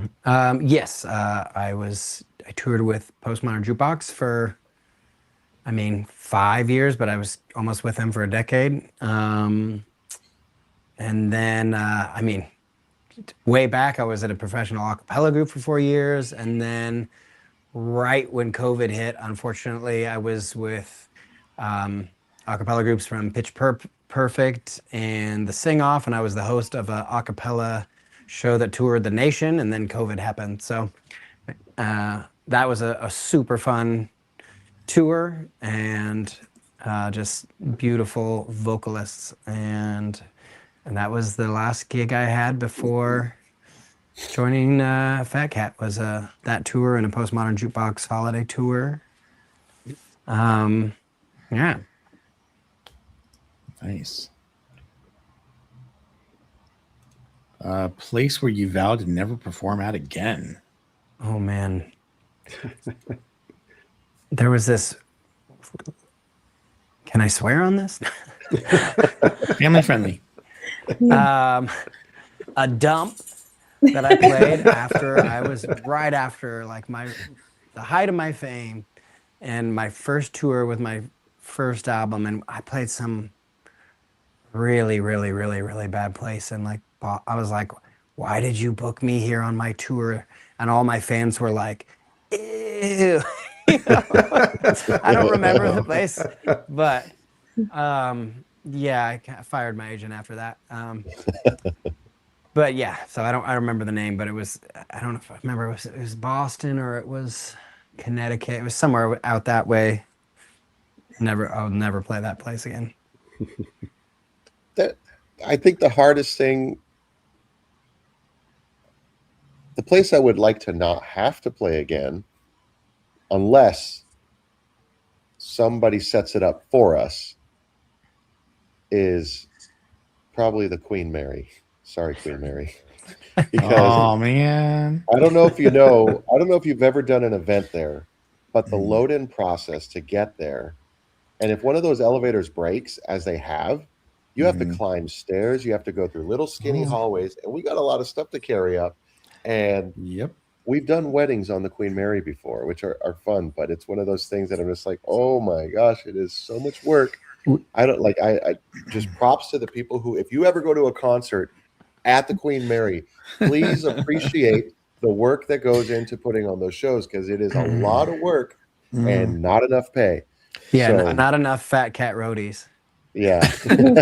Well, I'm laughing because I used to work for Disney as a cast member when Disney ran operations to Queen Mary. I was a tour guide down there, and so I had keys to the whole entire ship. And I walked around, and you're right, when those elevators went down, it was stairs. It was not a lot of fun, and so that's why I'm laughing, because you totally bring back memories of when we had to walk stairs because the elevators didn't work or something happened. But you're right, if we did have an event going on and we had to help people, and those elevators went down, it was a mess. So Yeah. unless you performed in the Spruce Goose Dome. No, I don't remember which rooms we played, but it was one of the ballrooms, a couple of the ballrooms. Queen's Salon, probably. Yeah, that sounds familiar. Queens, and we did that one of the times though that the elevator did break on us, and we had to do the long load in, and it is a long, like I mean, it feels like it's on the promenade deck. So it's all the way at the top. It's on the promenade deck. Yeah, it's all the way at the top. Exactly, and then you're coming in, So that was a lot of work. Yeah. So not in a bad sense, just in sense of it's a lot of work. But I guess I'm fortunate. I've really enjoyed a lot of the places I've played. If it's right, greasing our palms, then maybe we'll get a Phat Cat show on the Queen Mary. I think we got a couple more questions. Yeah. All right. Ooh. Any plans to come to Florida? Yes, we have a tour forming in the month of March of next year. And it's last year we played Florida for 3 weeks. And however, it was kind of like a closed circuit thing. Some of these are open circuit. Like I think Stewart, Florida is the one that's going to be open. And possibly if we get Tallahassee again, that would be another one that was open. Some of them are like senior communities. So we go and play senior communities, and it's kind of like you have to either live there or your grandparents have to live there for you to go to that theater. You know what I mean? So it's like one of those kind of things. But we do have some shows forming, and we will be putting word out on that once they all get contracted and they're all ready to go. For sure. Mm-hmm. Florida. Paul, no, there were no glitter ghosts on the Queen Mary. Jeez. If they did, they landed on my suits. Yeah. I've never been on the Queen Mary. I've always wanted to go. Really? I lived in LA for a decade, and I never saw a show there. You have to go Someday. sometime. And we'll put the link for I know you're going to update the tour information, so I'll put the link in here just so people can keep an eye out for upcoming Thank you. shows for you guys. Yeah. We're most active on Instagram. That's where I really keep everything up to date, even more than our website. Instagram, and now with this touring, I'm realizing the Facebook is actually much bigger in the sense of getting people to our shows. So I will be updating those as often as possible, and then of course our website, which is always good. But trying to get that reach to get new people to come out to the shows, Yeah. Absolutely. We We dropped- have one other comment. We dropped the website Thank you, and Kelly. the Instagram link. Yeah. At Phat Cat Swinger, baby. yeah. And Kelly said, "You're At both the so Marco talented. Palos. Thank you for making great music." Thank you guys. Thank you so much. Thanks for having us. This has been fun. Yeah. Yeah, it has been.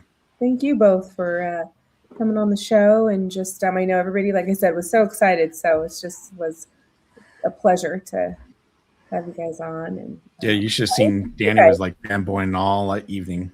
Nice. Thank you guys. Well, feel free to tag us on it if you guys happen to recap any of this stuff. Feel free to You know, we love to share this. This is the stuff that we don't get to often do because we're at the shows, and you don't have this much time to talk at the end of a show because the venue's trying to shut down or, you know, get everyone out, even at Disney. So it's nice to have opportunity to have more than just a couple minutes of conversation with you guys. So thank you for Yes. bringing it. And when you see us at a show, come say hi. Please, yes. You know. Definitely. You know, if you can get there on that that date with like 2 2s On a Sunday. or if you're feeling kind of dapper. Dapper, yeah. You're feeling kind of dapper, you know, it's going to be a good day. Dapper Day is always a good day. It always is. Always. Always. Yeah. Well, it was a pleasure having you guys. Thank you so much for joining. Thanks for having guys. us. Pleasure to be here. Good to meet you all. Thanks, guys. Thanks to everybody in the chat as Much well for love. interacting. Thank you Yay. guys. Say hello on the onlines. Yes. Come on by.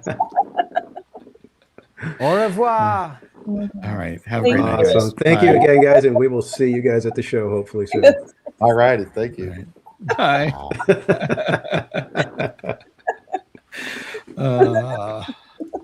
That was some great guests. Oh, they're fantastic. My goodness. Like I said, though, I got to get the radio voice like Marco and be able to. Oh, he's got that voice. It's Yeah. perfect. Cool. It's amazing. But, All right, Cordy, that what was, are we into? That was awesome being able to talk. What are we into? I don't know. How do we, you know, everything just seems blah after that. But She's like, I just had a great time. Woo. thank you to our audience. Thank you so much for your questions. For being Yeah. engaged. Yeah, we had some great questions tonight, Yeah. That was and I'm great. sure they enjoyed it as well. But I would definitely, I know there were a lot of questions about where they'll be. So just like Marco said, just follow them on Instagram. And then on their site, they do have a tab for the tours. But and then, of course, those few days that, you know, possibly, maybe, They're just maybe. You never know. no. Wait. Oh, we'll talk about that in a little bit, Krista Joe, and about the Bobby vac. I think we got a few other things we're going to get into. Yeah, I think the big news since last we saw you guys is the changing of the guard, passing of the baton. Yeah. Everyone look at it. Yeah, that's a big one. Yes. Yeah. Josh Tomorrow has been announced as CEO of Disney. What do you guys think about that? I'm curious. Cordy. Us. I'm happy. I have nothing but high hopes for what he'll do. And I'm not saying just because when he smiles, you're like, I believe everything that you say. But God. no, but anyways, I'm He's so dreamy. You're so good looking and dreamy. God, doesn't matter what you say. What? You're closing Disneyland forever? It's great. Just kidding. if you think that's the right thing to do. Then I'm all for it. Yeah, I'm I got faith in him though. I'm hopeful, but I'm also skeptical, just because there's been quite a few decisions for the parks under his watch that I've been kind of I don't know if that's the right decision, but you know. Okay. I don't Well, know. no, He wants I to- agree if with he you. wants to call me for advice on the parks, I'm more than happy to just chit chat. But do you think being in this position, it might be different? You know, like who knows who really was kind of playing the cards, or you know what I mean? Like, Well, maybe to an extent, I could understand that, but when it's something like eliminating the rivers of America in Disney World, that should come down to the parks guy putting his foot down and saying no. No, exactly. That one is just a mind-bogglingly strange decision to me. And granted, I'm not on the inside of the company. I don't have all everything that they're looking at and thinking about and whatever. But just from the initial outsider thing, it's near sacrilege to me. It's like, what are you thinking? How do you make that decision? It's like I said, I don't have all the information, so you know there could be a very good explanation for it. But I I've also seen California Adventure get built based off of a presentation that was like, really, you guys went with this, and that's what we ended up with. And then, you know, within 10 years, they had to basically revamp the entire park. And we also have the entire Galactic Star Cruiser thing. Those kind that, you know, like I said, there's a few decisions, not everything, of course, but there's a few decisions where you're just like, I would have saw that coming. How come you didn't? That's where I go with those kind of things. It's the same thing with the whole everybody getting their own streaming service and, you know, taking their movies off of, you know, their stuff off of cable. It's like, I don't know how they didn't see the streaming wars turning into basically, you want me to pay for cable, but to 17 different people rather than just one bill to one company. And then to make it to the point to where it's like, wait a minute, I don't have to buy all of these unless I want to see what you've got. And then I can buy a month at a time if I want. So I could buy a month, binge watch everything I want, and then go to the other streaming service the next month. I don't understand how they didn't see those kind of things coming. You know, that's why there's, you know, like I said, I'm hopeful, but there's been a few decisions where I just scratch my head and wonder, you know, what was the reasoning behind this when there's a lot of us out here that could have seen, you know, that we're seeing all the red flags the entire time. It's not like, you know, at the end when it opens, you're like, oh, wow, why'd they do that? It's like months, even years before that, there were a lot of us going, I don't know if that's a good idea. So, like I said, I don't have all the information, so I don't get to see what they see, you know, behind the doors and, you know, why they're making the decision. So I just have to sit and watch. But that's why I said I'm hopeful, but we'll see. So my approach to this is that I'm happy that Josh got it. I was really nervous about Dana Walden getting it. I'll tell you why in a moment. I do have some reservations like Danny, because obviously Galactic Star Cruiser was a bomb and Rivers of America was a horrible decision. But then again, besides a few concerns, I mean, I had concerns about Eisner too, and I've had a lot of concerns about Bob Iger. But I think the thing is, once Dana Walden, or I should say, once Disney took over Fox, Dana Walden was there trying to campaign to become CEO. And the thing is that she is a Bob Iger clone. She is molded and shaped by him, which is great, but I haven't really enjoyed everything that Bob has done over the years. And I feel like everything's just become IP. And look, I love IP. There's nothing wrong with having a little IP, but everything's IP ever since Bob Iger came in. And at the same time, a lot of people don't realize it, but if you think about it, a lot of the things that he did, or actually I should say, a lot of things that people are blaming the previous CEO, Bob, for, Bob Chapek, were done by Bob Iger. He started rolling these things out before Bob Chapek took over, and Bob Chapek took over, and it looked like he was, you know, the disaster for Disney, but it really was Bob Iger. Now, Bob Iger did kind of steer the company straight again, and that's why, you know, things have been kind of going okay. I think he's leaving at a good time because, you know, we just had Avatar 3, and we've had some good movies, and the parks are going well. And I think he's trying to, he's obviously going to be working with Josh. He's not, you know, his contract's not up till the end of the year. He'll be working behind the scenes, but I think he kind of wanted to take off before entertainment got worse, because right now some of the movies that are coming out for 2026 aren't really expected to do that all that well for Disney. And if you think about it, the parks have been doing way better than entertainment for a long time. So if Dana had taken over, it would have been the same old with like Bob probably, and then you would have had, you know, still entertainment issues. The only concern I have for Josh is obviously, you know, she has Josh's job in her hands when it comes to entertainment. So we'll see how that goes, but I'm really crossing my fingers that the two of them work together well, they get along well, and that things will work out for the parks and entertainment. But as far as parks concerned, I'm happy that Josh got it and that he's taking over, and I think hopefully he'll do a better job. I just hope, my biggest wish with Josh becoming CEO is that we get more originality in the parks. I really want to see a lot more cool original things coming out, like the old rides of, you know, Space Mountain, Big Thunder Mountain, and, you know, Pirates of the Caribbean, things like that. I want to see more original stuff than just copy IP stuff. That's my biggest wish.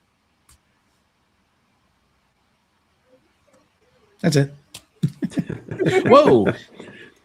Teacher Tammy D just gifted one Park Streamers Hangout membership. Woo!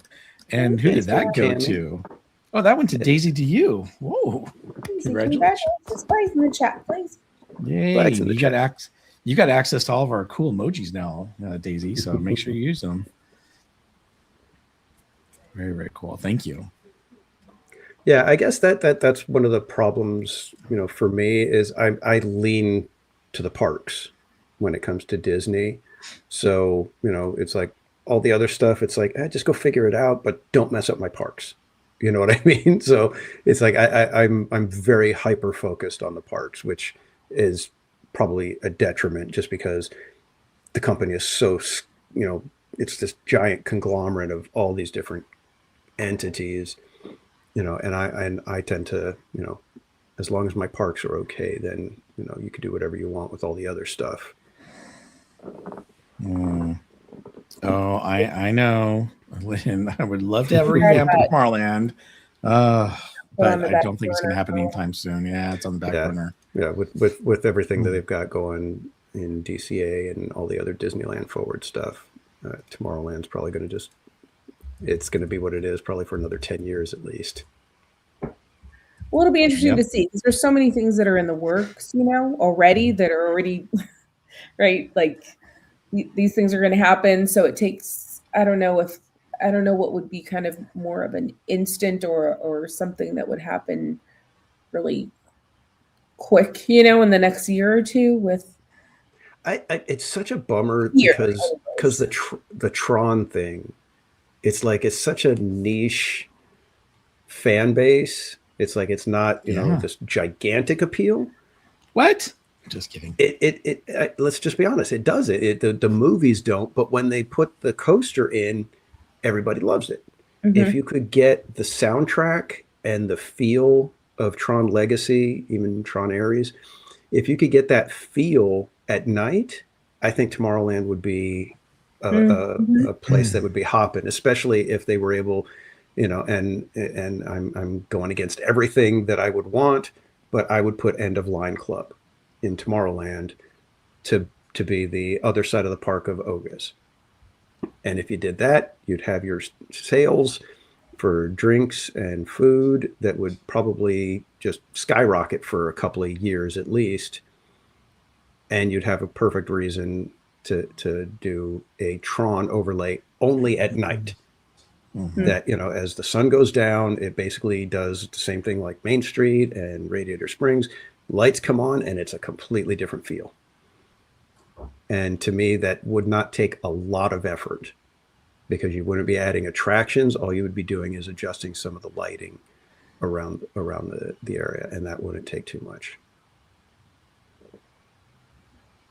But again, they don't call me to ask me what I want and what they should do. So we get a Tomorrowland that, most people just kind of breeze through after hitting a couple of rides. Mm-hmm. Yeah.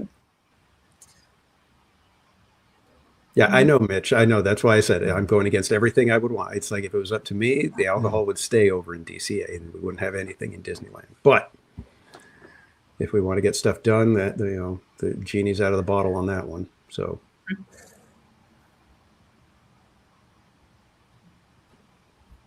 Yeah, I hope they're listening too, Daisy. I think that is it just seems like such an easy, quick win. But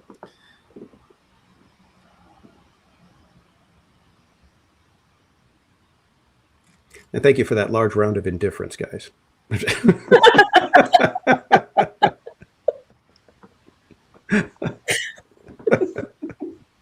I'm with you on that one. Sorry.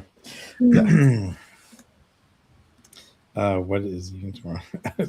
Yeah. Tomorrowland is definitely a mixed match. I brought it up on my streams, and I think we've talked about this briefly, even on Park Streamers Hangout. But if they were able to bring back some of the old attractions, make it a retro Tomorrowland, I would be happy with that. That would be awesome. That would be amazing. Bring back, one of my favorites from the past, Adventures Through Inner Space. Oh, that'd be awesome. Yeah, I mean, stuff like that, that's, Adventures Through Inner Space would be, a bit of an undertaking just because of, it did take up space, and but going with a mid-century modern, take on the land again, and keeping it, very, retro hip kind of thing, and lean into that, and not try to have it be Tomorrowland. Let it be that fun retro thing. Play that, space age lounge music kind of stuff. Give us that feel. Yeah. Put the spaceman with the big circle, the big Like fishbowl thing. For throwback nights and things like that, right? Like they go and do it for those after dark events, but you're like, and it's so popular. They could do that, and everybody would be really happy. I know, but like I said, those are easy wins, and I mean, honestly, Josh tomorrow would probably nearly walk on water with Disneyland fans if he was able to get the people mover back. Oh my gosh. Well, yeah, absolutely. I mean, yeah, you'd have to spend a few million.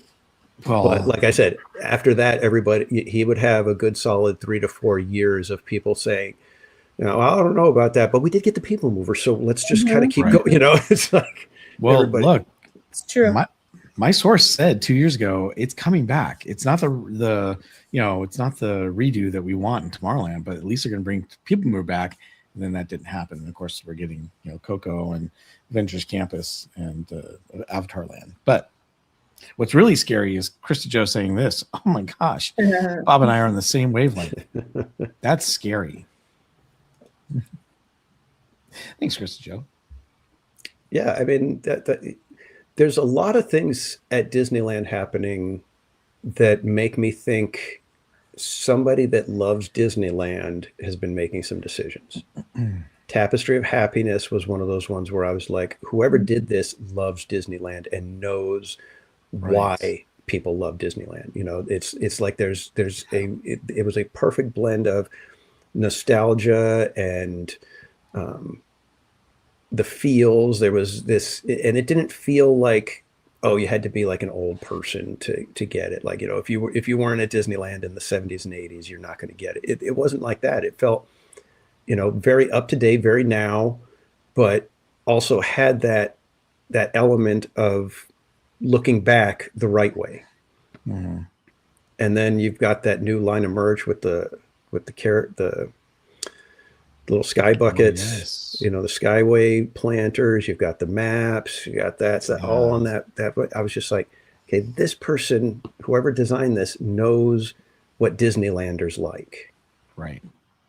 So there's several things like that have happened where I'm just like, oh man, somebody's making some good decisions.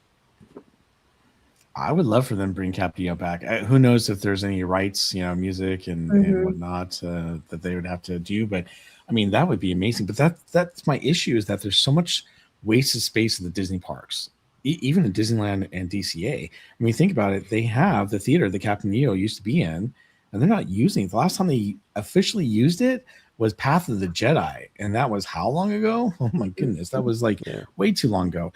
But what a great area to put a small. If you brought back Captain Neo, people would love to go see it. I would go see it all the time. It would be awesome. It'd be fun, and it would give another place for people to go and free up some other rides or attractions in the park. But especially while since we're not getting the reimagined Tomorrowland, right? Like we're talking about, then we're not going to do that. Well, I mean, not that I want to see that theater go away, but like Danny was saying, I would love to see an end of the line car club or bar put there. They could put it there. That would be a really cool place to put it. I mean, no one goes in that area anymore, but it would be an awesome place to have something like Oga's Cantina, but in Tomorrowland. So but like Captain Neo coming back, that's an easy win. Yeah. There's a lot of easy wins, and Disney's not doing them. And that's the other thing too, like the theater over. And I know they haven't said yet what's going on with Avatar Land and what they're going to get rid of, over there in Hollywood Land. I honestly hope that they just take that one part and make it Avatar and the rest stays. But we have no idea until they tell us what's going to happen. But you've got that amazing theater. You've got the Hyperion Theater that has not been used in over 2 years now. And it's heartbreaking to see that they're not doing anything with it when they could put 2,000 people in there, every couple hours to show them a show or do something. I mean, look how long Aladdin ran, and it was amazing. Yeah. I would love to see that theater used again. Yeah, I missed that. I've been watching, I guess I watched it a couple times, but I was missing Rogers the Musical. I'm like, I think it's time to watch. But I was like, wow, all the memories come back. That was so much fun. Mm-hmm.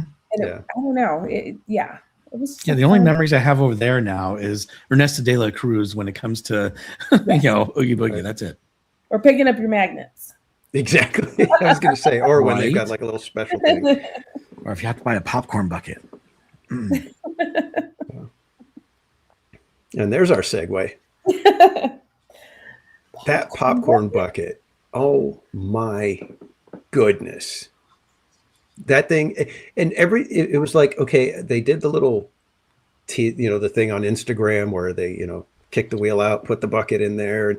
And I was like, that is a fun looking little bucket. But then Cordy got it and she shows, oh, look, it's got this, it's got this. It does this. And I'm just like, oh my God, everything about it. And then I found out that it actually reacts to different areas in the park. Right? And I'm like, amazing. Oh my God, they thought of everything. Okay, Cordy, tell us how much this cost. $1 million. This one was $55 at the popcorn stand because you get popcorn, which I gave to the lady behind me because I don't do Disney popcorn. But I think it's $50.99 at this, if you go to a restaurant, or a Hollywood Lounge where they have the drinks because you don't get anything with it. Oh. So you can turn it on if you're not in the parks and you're like, I just want to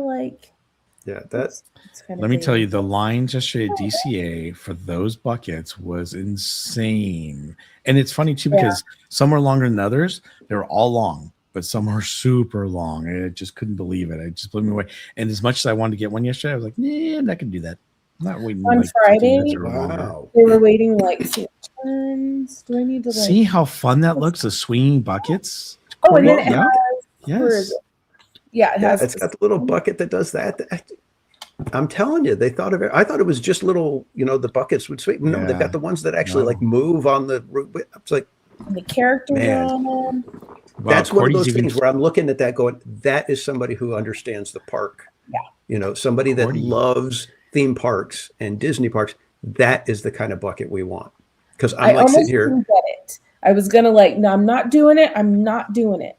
And we were there Friday, and Main Street Cowgirl had a extra. She's like, I have a mobile order that I'm not going to use, and you're going to have FOMO. And I was like, yes, I am. So I used that one, and I didn't have to wait. So it was the popcorn stand at the Grizzly Peak, and I walked right up because it was 3:00 or something. Oh. Yeah, I tried doing mobile order, and that was not available anywhere. And the crazy thing was, I was over in by Monsters Inc. in the Coca-Cola refreshment. I forget what it's called. And the line was really long, and the cast member was standing at the end, but they were doing mobile orders off the side. Well, they had stopped doing those, and I walked up and I said, "So is this the line?" Yeah, but we shut it off, and because we're going to just sell normal food now. And I'm like, "Oh, okay." And she's like, "But you can find other places and whatnot." So, yeah, but I mean, that bucket is amazing. And I will tell you, I'm not big into popcorn buckets. I bought the Death Star one. That's the last one I bought, and it's the first one I bought in a long time. But this one is I definitely would like to buy one of these and keep it as a collector's item. So it would go right next to the one that Carol bought me from Japan. Thank you, Carol. Yeah, see, I don't buy the popcorn bucket. I don't think I have any of the popcorn buckets or the sippers. The only popcorn bucket I do have is this little guy. And he is a non-Disney. Oh, he is a non-Disney bucket. What's that? Murder Beaver. Don't you have Cusco's Poison, the sipper, or no? The Glow Cube. Okay. I didn't buy the sipper. I wanted to, but I didn't. But I do have the glow Yeah. cube, and I know I wanted the Jaws popcorn bucket when they were doing the 50th anniversary, but couldn't get one. They were all sold out, everyone. And that's about because that's my favorite movie of all time. But yeah, I'm not a popcorn bucket collector typically, but that popcorn bucket, when the first time I saw it, I went, that I want to buy that. And I was sold in with like 10 seconds. So, and that was before I knew what it did. This is the only popcorn bucket where I'm like dying because I'm like, I don't know if I want to get it or not. I've never been torn on something like this from the popcorn buckets or sippers or stuff like that. This one, I'm just like, God, it's killing me. Yeah. And the other part of it is knowing that I'm not going to get there till Wednesday would be the soonest that I could possibly get it. And I don't even know if they're going to have it. Well, I don't know. I think it's one of those things where they're going to probably keep it as long as they can. But yeah, who knows? Yeah. Well, I was hearing that they were sold out today. Oh. Well, they were sold out. They were sold out on Saturday, and they had them back on Sunday. So, Okay. Yeah, it's crazy. Everybody, do it. Yeah, do it. It's easy for you guys to say. I'm the one who has to figure out where the $55 is coming from. You worry about that later. Well, you can always donate blood later. Donate blood. Nice. Sorry. Those are separate funds, right? Well, since we're on the subject of DCA, should we talk about the anniversary from yesterday? Yeah. So I don't know. 25 seems like a big deal, and it was just kind of like a one-day thing. I wish it was all weekend. I wish it would have went Friday through Sunday at least. Well, I can't believe they didn't do like a full-blown, it's DCA's 25th. I mean, come on. Yeah. And the park has kind of it's come into its own, and it's just started to, they were going so good, and then they kind of lost their way again, but it's, I don't know. Sorry, Bob, go ahead.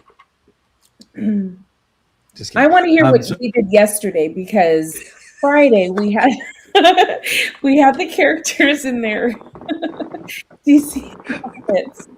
We had Soren that opened, kind of, sorta, but and I'm kidding. Go ahead. It's okay. So here's my issue with the whole thing. So I got there yesterday. I was thinking there was going to be a ton of people there, and there were, and that was going to be packed, and I was really looking forward to what they were doing. And I got there, probably, I wanted to say I got to the parking structure about 7 something in the morning, but by the time I got through parking and security and everything, I ended up starting my stream at 8:30 late, which is not what I wanted to do. And when I walked up, I was like, the lines to get into Disneyland are huge, and the lines to get into DCA are not that huge. It's a 25th anniversary. Okay. And then I didn't notice that they were passing out any maps. And of course, I did a little history. In fact, I did like almost 2 hours worth of history yesterday on DCA. So I did some stuff before I walked in. Then when I walked in, I asked the cast member, do you have maps? Oh, over by the trolley, there's a cast member. And there were 2 cast members, and they're like over by where you pick up the maps next to the trolley, almost hidden. And I walked up and said, asked them if I could have a map. And they said, yeah. They were really tight with the maps, though, because apparently they didn't order very many. And I was, I had a couple of requests, to get maps, and I was trying to do my best to make sure I got some maps. And I went back a couple more times, and by the time I left the park, I'm like, how many maps did I have? Wait, I got to count again when I get home. But the map, let me show you real quick. Oh, let me turn off my background real quick, because I have a feeling. Sorry, give me 1 second. And that's the other thing. One day on the maps. I mean, I get it to an extent, but it's the 25th anniversary. It's not like a weird one-off type of thing. Right. So it actually had the date, February 8th, 2026. I do like that it has, the California letters there. That's cool. On the back, I know it's going to be sideways, but whoops. Turn it this way. So you do have some of the attractions that are no longer there, like California Screamin', Condor Flats, Maliboomer.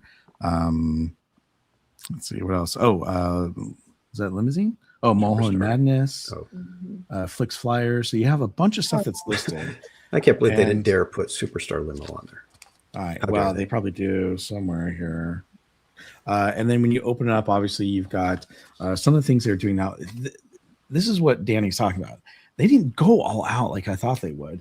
Oh, they had some merch. And by the way, the merch, like I finally did find the sweatshirt in my size. I did not buy it. The shirts, you couldn't find the shirts in any sizes, I think, other than small, medium, large. And then they had some one-offs that were bigger. And then, of course, they had Mickey Minnie in their outfits.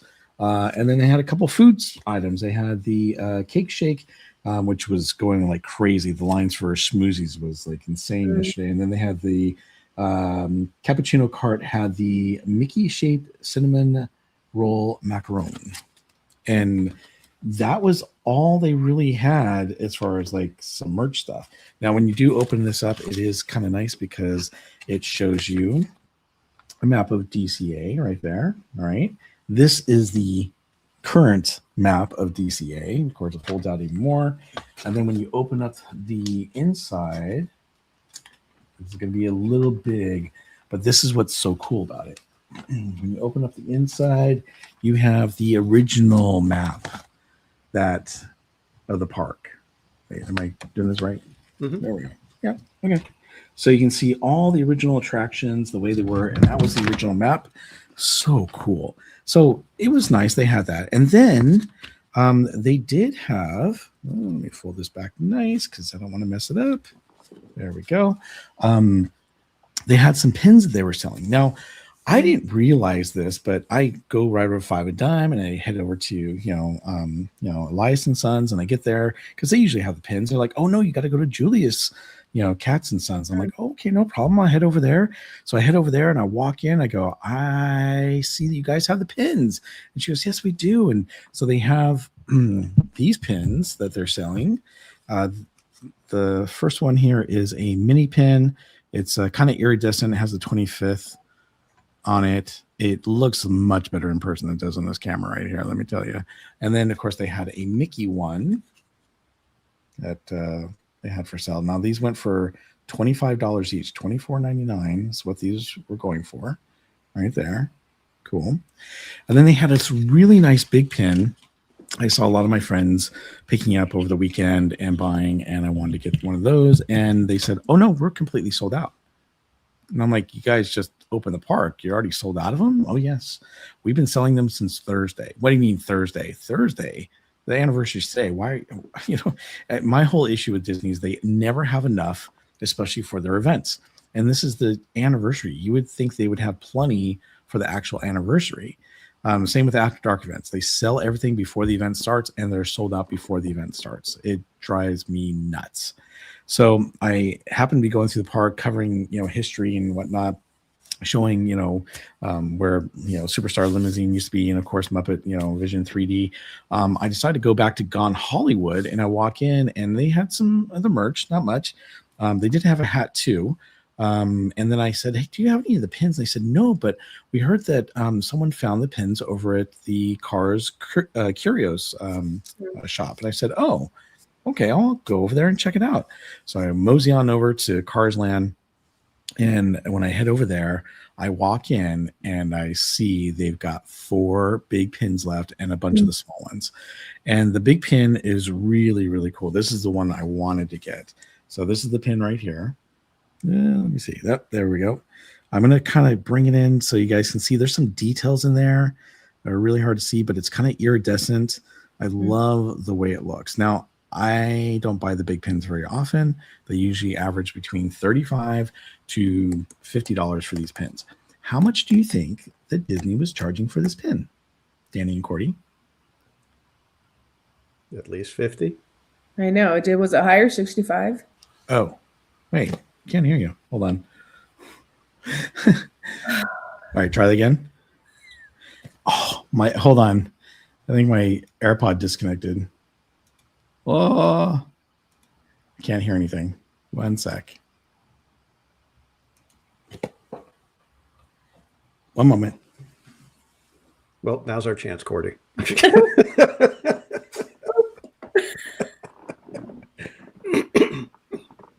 Yeah, I have no idea how much the pins are. I don't pay any attention to pin trading or any of the pin stuff like that. The way you said it, I feel like it's higher. Yeah, and I know. I'm just Okay, gonna can you guys play. try talking again? Can you hear us? What the heck? You guys can hear me, right? Yeah, we can hear you. Yeah. Oh, all right. I think it's Bob. Okay. Can't let one So meal my be AirPod done. apparently. What? My AirPod died, and so I had to put my other one in, and it hadn't reconnected to my computer. So anyhow, how much do you think this went for? Because I couldn't hear what you guys were saying. We were saying at least 50 or Cordy. That's right, $65, Cordy. Thank you. Woo!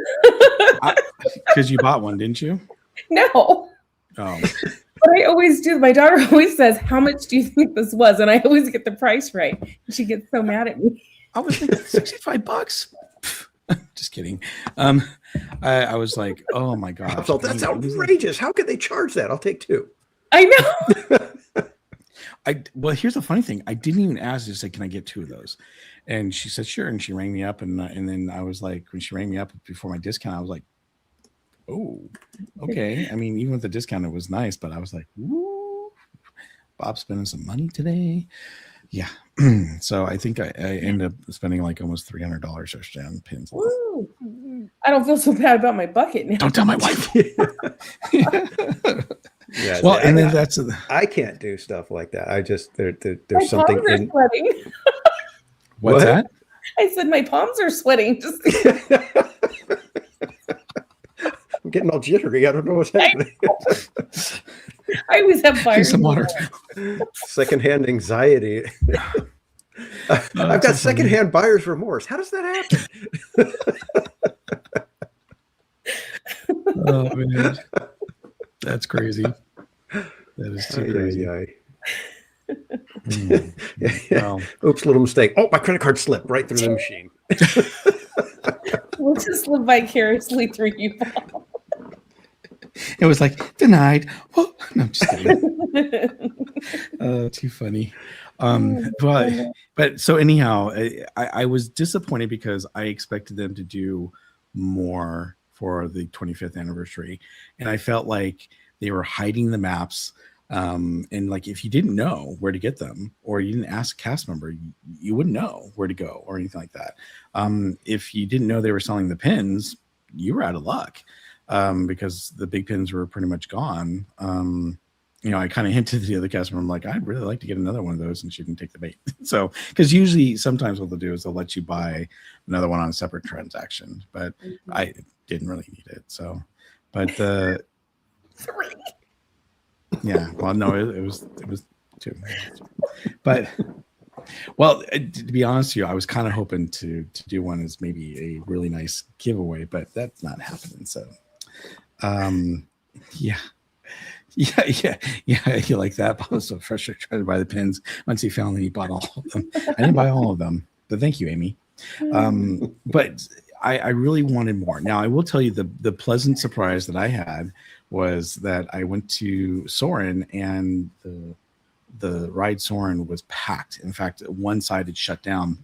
So I told my my viewers that I'd be back and check it out. And thankfully they opened up the one side, but I didn't know that they had, brought back Soarin' over California so quickly. And so I asked the cast member, and he's like, yeah, we brought it back on, Friday, and it's going to be here till July. And I'm like, July. Wow. That's awesome. Because I was expecting it to just be here for the food and wine and then be gone after that. So I'm really happy. Our show or The what? kidding? Nothing. What did Do you I say? not? What? I said, have you not been watching our show? Oh. You should probably watch the I don't- Streamers Hangout, Bob. You probably tune into You Parks know, and Rec once I in a don't while. remember. Did we talk about that last time? Because I don't remember talking about that because we had a special guest on. So I don't know. But whatever.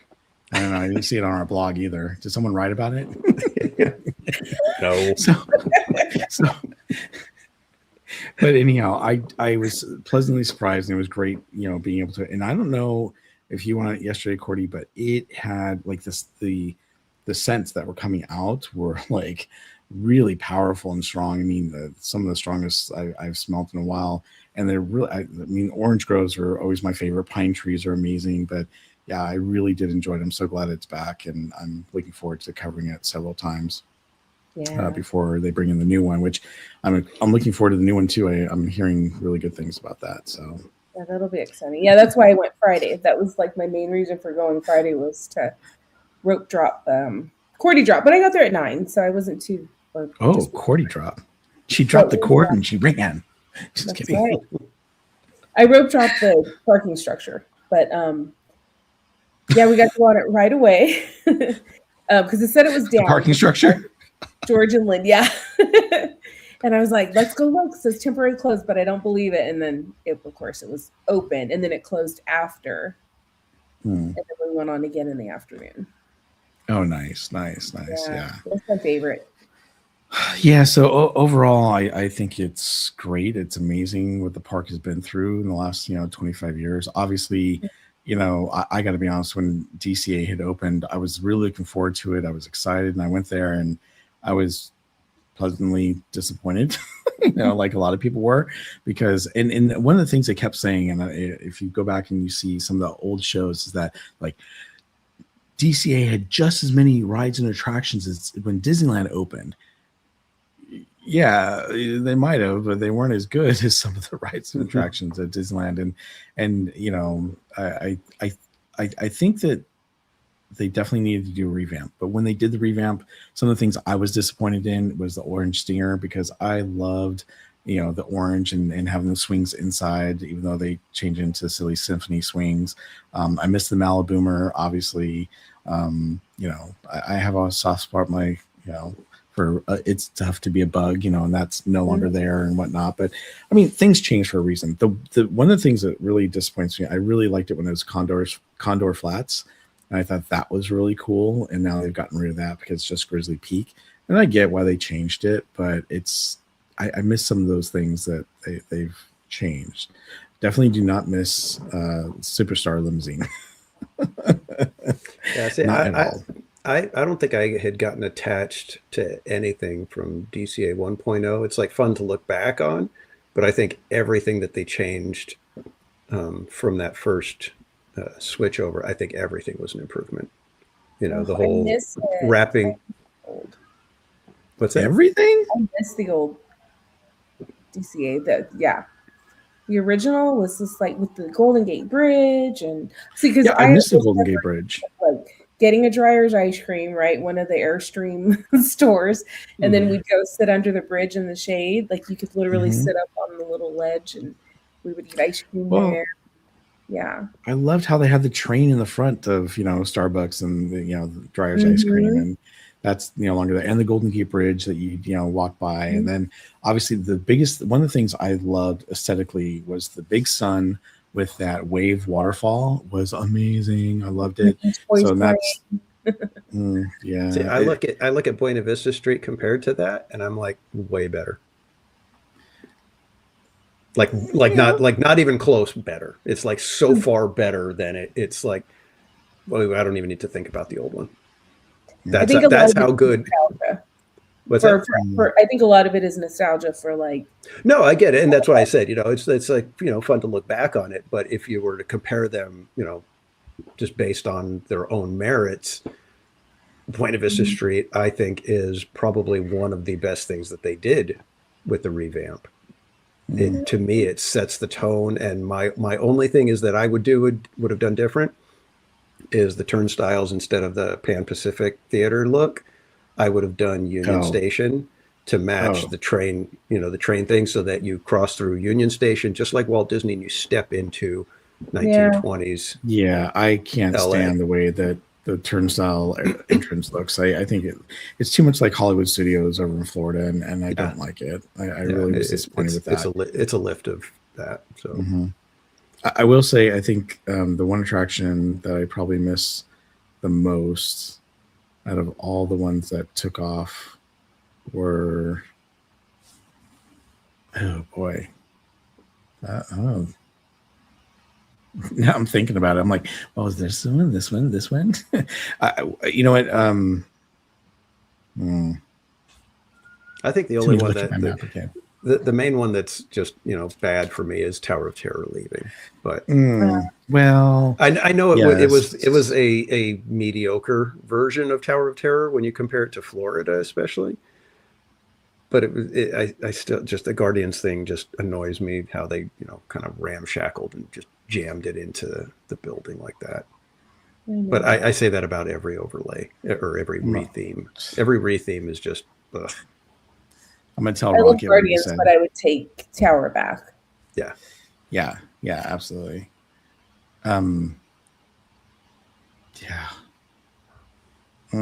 Okay. Well, anyhow, I thought they should have done a lot more. I'm disappointed that they didn't, and they should have done a bigger celebration. They should, to me, I think they didn't want to take away from the 70th celebration for Disneyland, and that's why they didn't do anything about it. But you're going to have this issue, from time to time. You're apart. Yeah, exactly. So, but yeah, they could have done a lot more. I could have spent. Well, it's just like in Florida, they have 71 is the anniversary for overall Disney World and Magic Kingdom, but then 82 is Epcot. So each one, it's like a year apart. So they're always going to have this weird big celebration, and then by the way, this one's having another big celebration too, sort of. So that is true. That is true. Yeah. Well. That's true, Lynn. We compete with the Lunar New Year. So. That's true. Oh, Mitch, I miss the Choo Choo Train too. My daughter loved that when she was a kid. For Bugs Land. But I do love seeing the Bugs Land when it comes back, when Ant-Man comes into town and is holding in his hand. That's kind of cool. They should sell those. I know. I'm surprised they didn't. Right? I'm really That surprised. could be a popcorn bucket or sipper. Yeah, maybe. Who knows in the future? Make money. Yep. So I think that's it. 10:33. We need to get theme park casual in bed before he turns into a. I'm looking at this going. I'm losing sleep here, guys. Wrap it up. Well, if you guys have any quick questions, throw them in And the this chat. is how I look when I get a decent amount of sleep. Imagine what happens when I don't get much sleep. Jeez. I'm just saying. It turns into a tomato. It turns into Here a we go. tomato. Yeah. Here's the story of a man named Danny.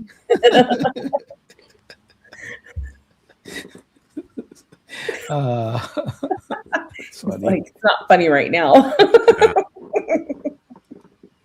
It's So funny. fun and now. games until you don't have to get up at 3 a.m. I don't. I know. I don't see any questions, Chad. Do anybody else see any questions in the We chat? bingo asked about if I saw the Scar popcorn bucket at Animal Kingdom. I did see it online and someone had it. It was pretty cool. But I know. There's so many. Yeah. Does anyone remember how much it cost to get into DCA? $45? Yeah, it was cheap. Yeah, it was pretty Whatever cheap. it was cheap. Well, I remember they had separate annual passes, and Yes. That didn't last. yeah. And I upgraded and paid like the difference, and then like 2 months later, they announced that we're just going to bundle them all together at the same price. I'm just like, Of course. Of course. Yeah, that happened to me too. and that was at the time when I would renew on my birthday, and they said, "Oh, well, we'll give you 3 months free," and I'm like, "No, I want my pass to have my birth date on it. It does me no good to give me 3 months, and then I've got to sit there and go and get a February date on my. Well, and we used to get a pass. free ticket. Remember, you would get a free days ticket. When was that? I remember doing that. Like we would get they it used to on do our the birthday. That was Yes, just like the that was a promotion thing. I promotion don't think they that was a Is it just standard. 1 year though? I feel like it went up. Maybe because I did it for the whole family. Because I'm like, you can't get your pass until your birthday. I want to say they did it for a couple times. They did it. So Okay, maybe it was. Yeah. Yeah. I thought What that was I'm- pretty cool. I'm kind of hoping comes back is the leap year one. Maybe they'll bring the 24 hours. That'd be kind of Yeah, fun, that 'cause would be. I've done those several times, and We'll have to I'm like pay a zombie this by the time it ends. But what's that? time. We'll have to pay for it this time. Yep. Yeah. Wait, why would we have to pay for it? After dark event. No, it's 24 not after dark. No, it I was always. know, but I'm Oh, saying What they now. would turn it into. Don't jinx it, Cordy. All right. Well, teacher Tammy D is saying a fun night, but she needs to get some sleep too. So I think we better say All right. adios and farewell and good night. Let's do it. Well, thank you all so very much for joining us. Thank you to Phat Cat Swinger for coming on the show and entertaining all of us. And be sure to check them out on Instagram and on their site. So if they're in your town, you can see them. Or if you happen to be out here on a dapper day or on a day with 2 2s in March, maybe we'll get lucky. All I know is we all booked it, but Yeah, I already have Dapper Day. I don't have the 22nd. I'm not sure if I'm going to be able to make that one. So I'll have to see. But okay, well, we're going to go ahead and say goodnight, TPC, Theme Park Casual. We want to let everybody know where they can find you and when you'll be live next. You can find me on YouTube, X, and Instagram, all of them at Theme Park Casual. I will be in the park for my usual favorite Wednesday night stream from SoCal in Disneyland. It starts around 5 o'clock, and this week will be the premiere of Landlocked. So we are going to be stuck in Adventureland the entire evening. So we might be having a Dole Whip, some Bengal barbecue. We'll be riding Indiana Jones, Jungle Cruise, and trying to find out as much fun trivia, weird little facts about Adventureland as possible. Don't forget to hang out with Rosita. We will be hanging out with Rosita. And I'll even give everybody the backstory as to where Rosita came from. Nice. Ooh, nice. Very, very cool. Wednesday. Barry Place 28. Let us know where you can find you and when you'll be live next. So you can find me on YouTube, Instagram, TikTok, X, and Facebook. To be continued. I kind of told you guys my dad's been having some health issues. Unfortunately, he's still having some health issues, and my week is going to be kind of weird this week. I'll explain everything later, but I'm got a reservation for Thursday, but I don't know if I'm going to be able to make it, so I might have to move to Friday, and then hopefully I will be there on Sunday. Unfortunately, I'm trying to get reservations. I apparently did not get reservations for this Sunday and the following Sunday because I normally stream on Sundays and Thursdays, and you can't find them. So it's kind of crazy. So cross my fingers I can get a reservation for this weekend. And you do have a launch that you announced, correct? I've only announced it to my members, so I haven't said anything else yet. But yes, we will be announcing something very, very soon. If you're a member, you know what's happening. Go to my webpage or my YouTube page, and you'll see what's happening. Go check it out, and we'll talk about it. For everyone else that's subscriber at Barry Place 28, I will be making a big announcement later this week. So secretive. Cordy in California, you can find me on YouTube, Instagram, Twitch, and Discord. And I should be in the parks tomorrow. Awesome. Oh, thank you, Daisy, and everyone else in the chat who's saying stuff about my dad. Appreciate it. Thanks. Yeah. All right. And with that, we are going to say good night to you all. Thank you all so very much again, and we will see you on the next one. See you, kids. Bye, everyone. See you soon.